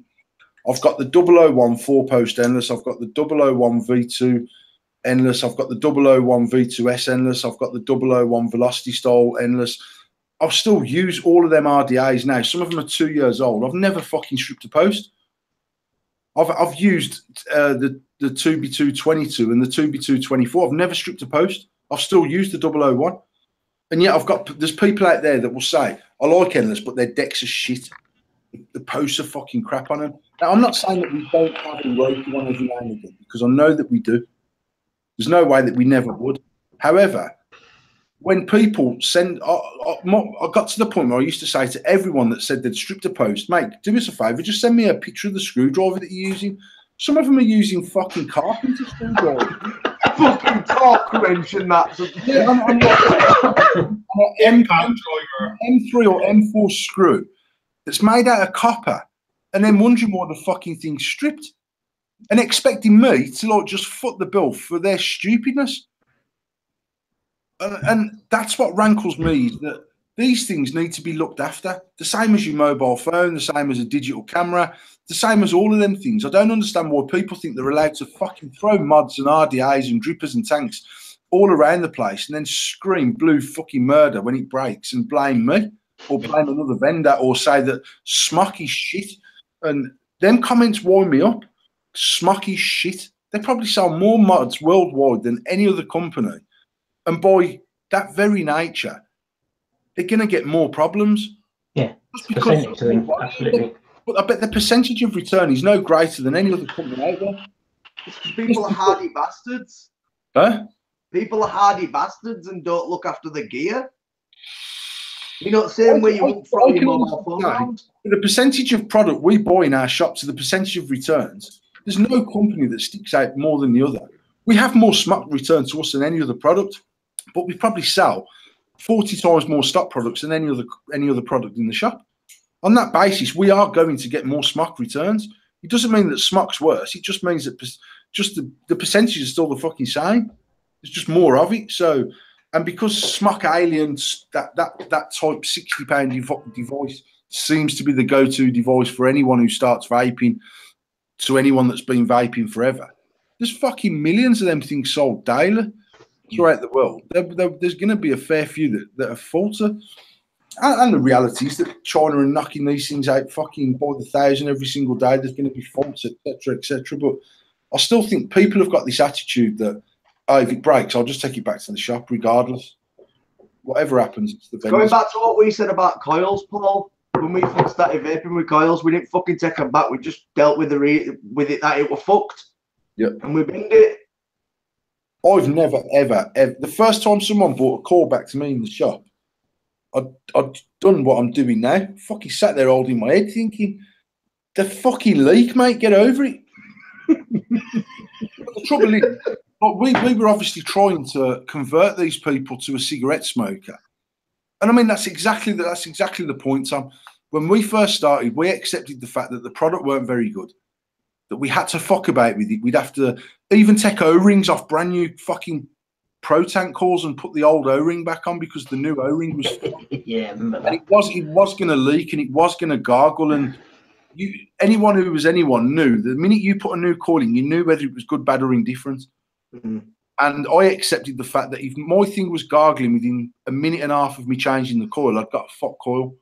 Either when I took the other coil out the bin and pinched the O-ring off it and changed it, or I threw a new coil in there and it was just part of my vaping experience. Then we opened the shop and all of a sudden I got this whole new breed of people that were coming in with a coil after fucking 3 weeks saying, this tastes of burning. You fucking think you've done well to make it fucking last 3 weeks, you mad woman? But that was my sort of stock reply inside. Obviously what I'm trying to say to him is, and even now, the basic question when you sell a starter kit to a brand new vapor is, how long does the coil last? Now, I will literally say from a day to a month. Because menthol liquid marking that I use just plain menthol, 12 milligram, I'll get a month out of a coil. Yeah. If I bang some fucking nasty juice in there with some that's got extra fucking sugar and loads of cool harder, I might get a day and a half out of a coil. Yeah. Lemon juices always used to make my coils go dirty and cotton dirty. Instantly. When we first stopped Fantasia, Disco Dave, who works in the shop, you used to use RTA all the time, rebuildable. And coming to work, rewicked his RTA, filled it with some Fantasia mango. Within an hour and a half, the coils and the cotton looked like it had been fucking in there. I'm not even exaggerating. No. Rewicked the tank 4 times on a 6-hour shift. Yeah. Now, that was the first time where it really made sense in my head why Smock coils were only lasting 2 and 3 days. And for a long time, as a reseller, I'd sort of hyped up this issue because I'm just thinking to myself, these Smock coils are just shit. They are mass producing them by the millions. They're sending out millions of packets every day worldwide. Probably 1 out of every 5 calls was fucked. Then, when I realised how bad this modern liquid was fucking abusing the insides of people's tanks, it started to make me realise how quickly a Smock coil would be fucked. Simple as that. And actually, again, when someone comes in going, fucking hell, mate, it's the 3rd Smock coil I've had in this week. Our stock answer is, what liquid do you use, mate? Now, 9 times out of 10, it's a liquid associated with a high usage on the coil. Yeah. Now, that's not down to the product. It's not down to the vapor. It's not down to the liquid manufacturer. The combination of two things, achieving something that you enjoy as a vapor. And one of the byproducts of that is if you enjoy that flavor at that wattage, with that type of tank, with that specific liquid, then part of your fallout is you're going to have a high usage in coils. You've either remember get that or not. I can remember the old sub tank, the Kanga sub tank. And if ever I bought element juice, I always bought a pack of coils with it. Otherwise, I couldn't enjoy the juice. Element, a couple of days, that would be it. Element was probably one of them first liquids that became known as a coil killer. Coil killer, yeah, that was it. But it was also one of them first ranges of liquids that had that intense flavour, that intense sweetness, that intense... The orange juice. Yeah. Well, they're great. You brought out they're great. The blood orange and grapefruit or whatever it was. Divine, but it fucking fucked shit up. It was as simple as that. Yeah, man. But Element was the first people to do that. They achieved something with flavour that I believe no other company had achieved at the time. What it led every other company to do was to copy what they'd done and load it with shit and make it taste better. The consequence was either re-wick your dripper every single day, or rebuild your tank twice a day, or change your smop core twice a day, or every 2 days. That's the journey you've chose to take. Then that's the one that you've got to live with. Yeah, I can remember in the early days when I was getting into mixing my own juice, and like I learned everything. I basically everything that I learned from YouTube, and I can remember people were like terribly shocked if you were like using 80-20. They'd be like, what, 80-20? You're never using 80-20 juice. And I'd be like, yeah, I am. Well, we had the flip side of this last week, Mark, where I started off dripping with 70-30 PG high. That's right, you did. We used to sell, we still sell it in the shady vaping liquid. We sell a liquid called Beetlejuice, which is a tropical pineapple-y juice. It was probably still is, I'm not even sure, but it was certainly our biggest selling liquid for a long, long time. And we only sold it in 6, 12 and 18, 70 PG high. Yeah. And obviously when I got my first Mech and dripper, the only liquid I had around me was that. And I remember the place where I bought the Mech mod from, they were selling, was it not Ruthless, what was the other one that they used to sell there?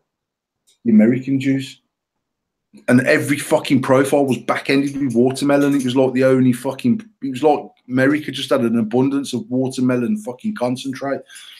But it was a 3 milligram 80-20 VG high. Yeah. And I remember thinking, why the fuck would you use 3 milligram for starters? I don't get it. Because I just got used to fucking lung inhaling this 36 milligram. That said, I was also running oil. Yeah. So I wasn't, obviously, I've got a 0.6 coil in that. Yeah. And you should have seen his fucking clouds. You should have seen his clouds for days. Fuck, man. I thought I was a pro vapor. If I'd known about wine then, there'd have been none of this V-God trick team, mate. It'd have been all about me and my fucking PG high clouds. I remember speaking to the liquid manufacturer because we had shady vaping liquid white label before we even opened the shop, because I had this thing in my head, which is still true today, that liquid would be the nuts and bolts of our day-to-day business. And we invested in going down the line of having a liquid white label by a UK company to a spec that we've now changed. It's now 60-40 instead of 70-30. But at that particular time, actually, tea juice was 80-20, weren't it? It used to be 80-20 20 VG. And we went down from 80-20 to 70-30. Well, our first batch of liquid came in at 70-30. The samples were 80-20. I decided to drop to 70-30 because it weren't so harsh. Now we run 60-40. Quite honestly, we could easily run 50-50 and it's not a problem anymore because the concentrates are so much better. But I remember speaking to the manufacturer saying, can you do this in high VG? Can you do an 80-20 in 3 milligram? And he was a bit like, what? And I was like, well, by now I'd gone down to 0.4 on my coil. And I thought I was even more of a pro vapor, and the fucking PG was becoming a little bit harsh on the dripper. And then over a period of 6 months, every fucking thing became 80-20, 1.5 and 3 milligram, 6 milligram at a push. And I could not walk into a bastard vape shop and get 12 milligram menthol because no fucker stocked it. Yeah. Because the vendor also, we all lost our way for a long, long time. And by we, that's a very royal we, because actually Shady Vaping never ever done that, because I was always still mouth to lung vaping. Yeah. So I made sure we still catered for that mouth to lung market. But I've been in many a high-end shop, big names, and asked for a 12 milligram menthol, and they're like, oh, mate, we've only got fucking 30 ml bottles of 80-23. And I'm like, I'm using the waters. It's no good to me. I need something different. I don't know. It's been, like I said last week, really, it's been a mad old journey, really, and one that I still love and one that I enjoy, but it's a strange one. I can remember 10 ml of juice used to last me a week in the early days. And when I can remember when I first started mixing and I found VG for sale online in a 5 litre tub, I thought I'd never have to buy juice again. Thought you'd bought a whole life science supply. Yeah. I think I've got 5 litres of nicotine in my freezer now. Fucking madness. Yeah. It is mad how everything's gone and sort of way it's going, and that's leads on to me. Go on, Paul. So the other thing for me is that one of the very reason I started vaping was for financial reasons. It was never about my health. So on that basis, my mantra to every single person that we used to sell kits to was financial breakdown of, if you smoke 20, in fact, it was on our business cards, it used to be on our banner on our Facebook page, it was on the flyers that went out with every single delivery, was if you smoke 5 cigarettes a day, based on, at the time, I think we used £1 as an average selling price for 20 cigarettes, based on 5 cigarettes a day at £6 for a packet, this is what you're spending annually. Right. And use the liquid for the equivalent of 5 cigarettes, change the coils for the equivalent of 5 cigarettes, and change your device every 3 months, that device being an ego battery because there was fuck all else to sell. These savings based on just 5 cigarettes. If you smoke 10, these are your savings. I took that up to 60 fags a day because that's where I was. And my annual savings was in excess of fucking £4,000 or something. That was including buying my e-cigarettes, buying my liquid, buying my coils, and maintaining and running that e-cigarette for 12 months. So we used to use this selling thing. Then over that period of going into sub-ohm and mech use, and I know there was people using 120 ml of liquid a night on a 0.07 dripper. I know people that have done an hour and a half trick video and they've used 120 ml of liquid in an hour and a half doing trick videos because it's that intense a vape.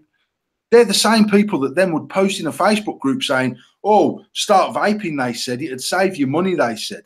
And I was like, you've gone a long, long way from, and this was a point that I stressed last week, and it will probably be a point that I stress every single week that we do this show, is that if you choose to mouth to lung vape, if you choose to use that to replace your need to want a cigarette, I guarantee that you will still save lots and lots of money. If you want to use a mechanical mod and big bottles of liquid and you want to blow clouds and you want to blow jellyfish and you want to blow hoops and you want to impress your pals, you're going to spend a hell of a lot of money. But consider it a hobby. It's no longer a smoking cessation device. It's something you do for fun.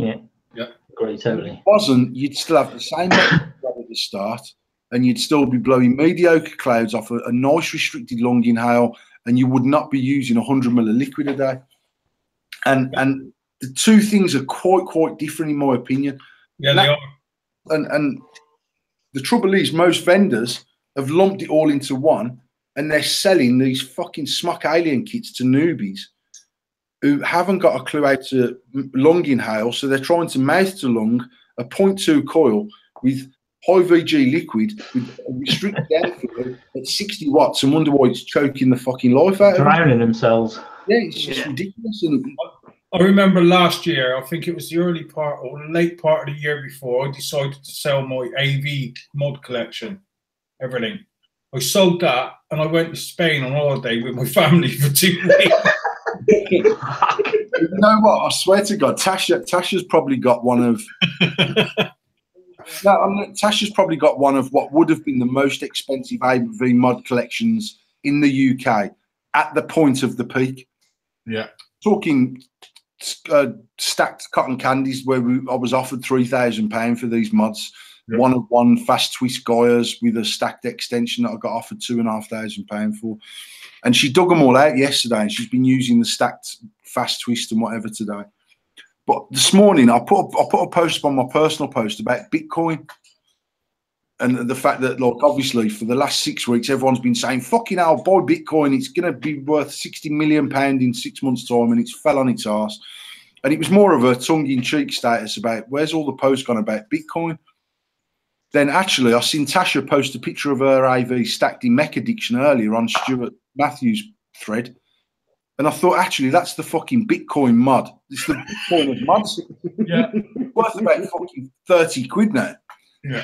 And before I could have sold it and bought myself a fucking retirement bungalow. Yeah. But that's what I thought when I seen that picture earlier. I thought, fuck me, I was gonna use the cotton candy and put a post up in Mech Addiction saying, I've got my new AV Bitcoin mod. It used to be worth that would have been a good post. Fuck all. Right, boys. Well, we've been going for 2 hours. I've got one question left, and it's come from Callum Green, and I'm going to ask everybody. He did ask Paul it specifically, but I'm going to ask everybody it. If there was one thing you could have done different at the beginning in vaping, what would you have done? Who's that? Paul, everybody, and I'll say it to you first. Paul, I know what yours is, Paul. You go you first. One thing that I would do differently is we'd have about 250 shops open now, and I'd be a multi-billionaire. That's the absolute truth of it. And I believe that had we have done what we've done with Shady Vaping, multiplied throughout the country, we'd have one of the most prolific brands out there as far as getting people off cigarettes. That's genuinely where I believe we are as a very small company, and where we could have been as a very, very big company. Similar one to you, actually, mate. I remember back in the beginning when I started vaping, which I said was about the end of 2010, 11. And I remember thinking, you know, I should set up a shop. I really should set up a shop. I think I'd do all right at that. And I looked at my missus and went, nah, it'll never catch on, you know. Well, just very quickly, Mark, I said last week that we started trading from the house, you know, and I had this thing from day one that we had to be in a shop. And we had to be in a shop so people could touch and hold and try and use these things, and we could explain them, etc. And I remember I drove through Erdington and I seen a vaping shop, only a vaping shop with a settee in there and some glass cabinets. And I remember driving past it, shaking my head saying, fucking hell, I've missed the boat. Thinking that this one shop was going to capture the whole market, because I had no idea where this market was going. Where I genuinely had never researched the market outside of what I was doing as a single person. So I'd not looked on YouTube. I'd never even joined a Facebook page until after 12 months after we started the business, because I never even assumed that Facebook, because I didn't assume there'd be groups out there for people using electronic cigarettes. It was just me, my bubble, saying we can absolutely conquer this industry. We just need to be the first person to open a shop in Birmingham. Like I said earlier, I think we were shop 3 or 4. Now we're probably one of, I would think, several hundred in Birmingham. I mean, the West Midlands is just so densely populated with vape shops. It's ridiculous. And we've still got a nice, healthy little business. But like you, I just thought this is more a very short-lived thing, and here we are, fucking mental. Can you imagine a Benson and Hedges lounge? Yeah. What I said last week, mate. Exactly what I said last week. I could never ever imagine going down my corner shop and sitting on a settee in his shop and pulling out my new fucking brand of cigarettes and saying, "Oh, fucking doing a fucking popping an O with me fag." I don't know. It's madness, crazy.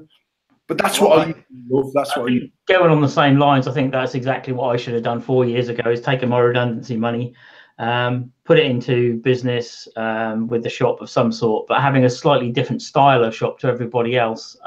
What's about now? So somewhere where people can go with this community thing and actually keep building the local community. So you'd have the coffee on tap, you'd have cakes.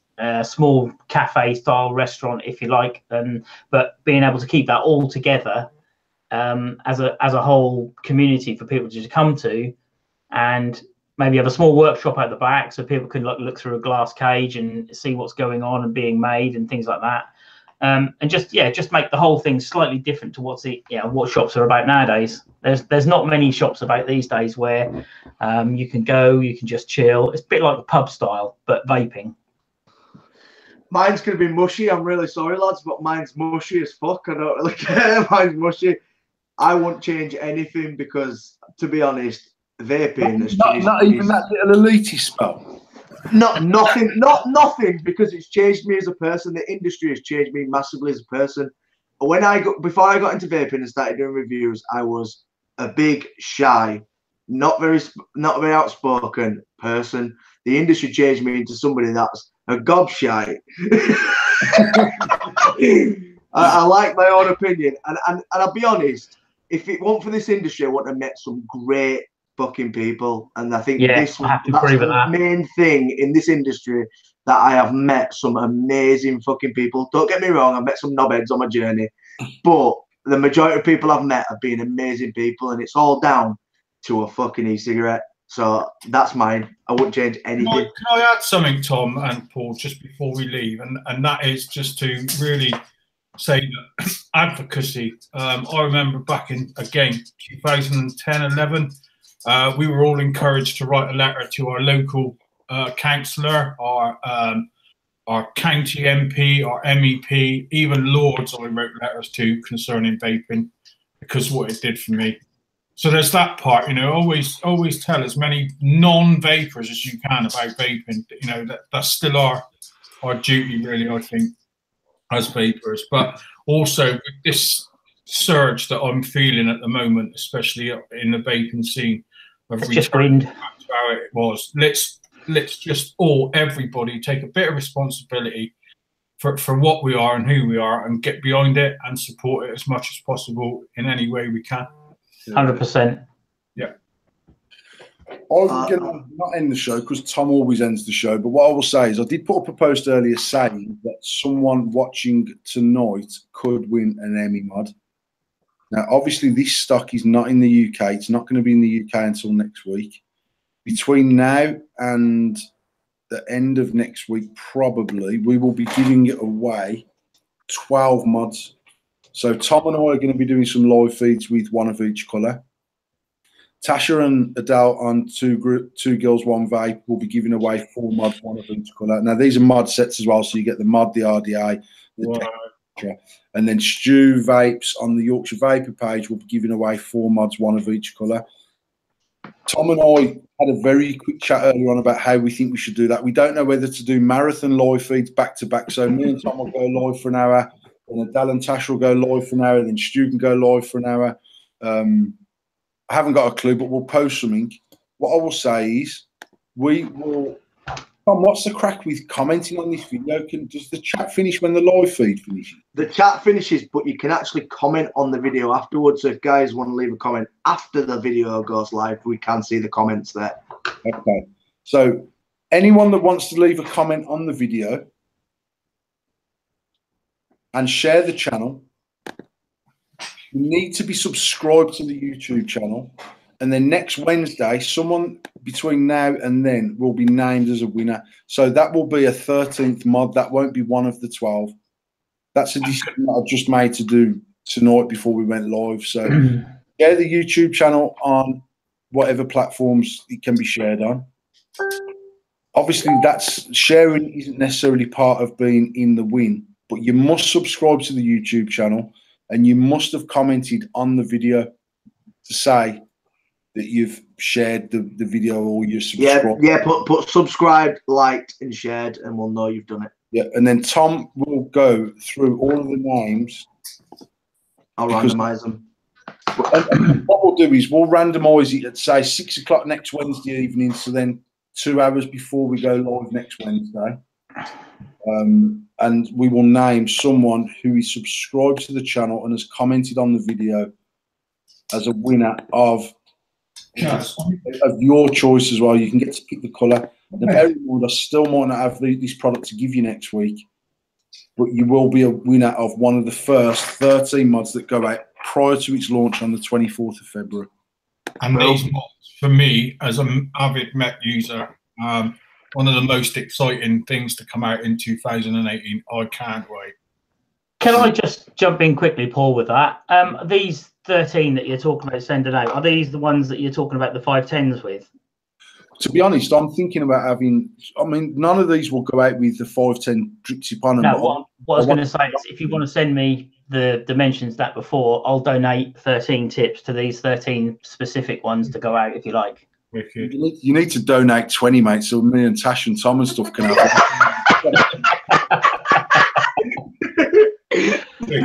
it. Otherwise, I'm going to comment on the fucking video myself, and I'll end up winning. But I mean, what I'll do. I mean, I asked you to message me when I was back in the office. I did, yeah. And I wasn't back at work. Fire me a message after 10 o'clock in the morning. I will be back in my office. I've got the calipers in my office, and I'll measure, and I'll give you an approximate what I want. And then yeah, cool. All right, we'll sort that out. Awesome. So there you just heard that first. The 13 mods that will go out, and these will all be dispatched pre-launch as well. So you'll all have them prior to the 24th.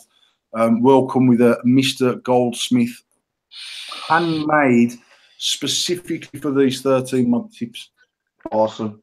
So I'm sorry. I know you signed out already, Paul, but I'm going to sign out again. Thank you ever so much, Paul, for coming on. It's always a giggle. I love you. You are my adopted father. I did have that hoodie on earlier today. Mark, you're a legend. You know what I mean? I can't wait to get Mech Addiction up and running. And Bessie, you always do an awesome job. And I always love you when you touch my tip. Thank you. So on that note, we'll see you next week. I love you all, guys. See you later. Guys. Speak to you soon.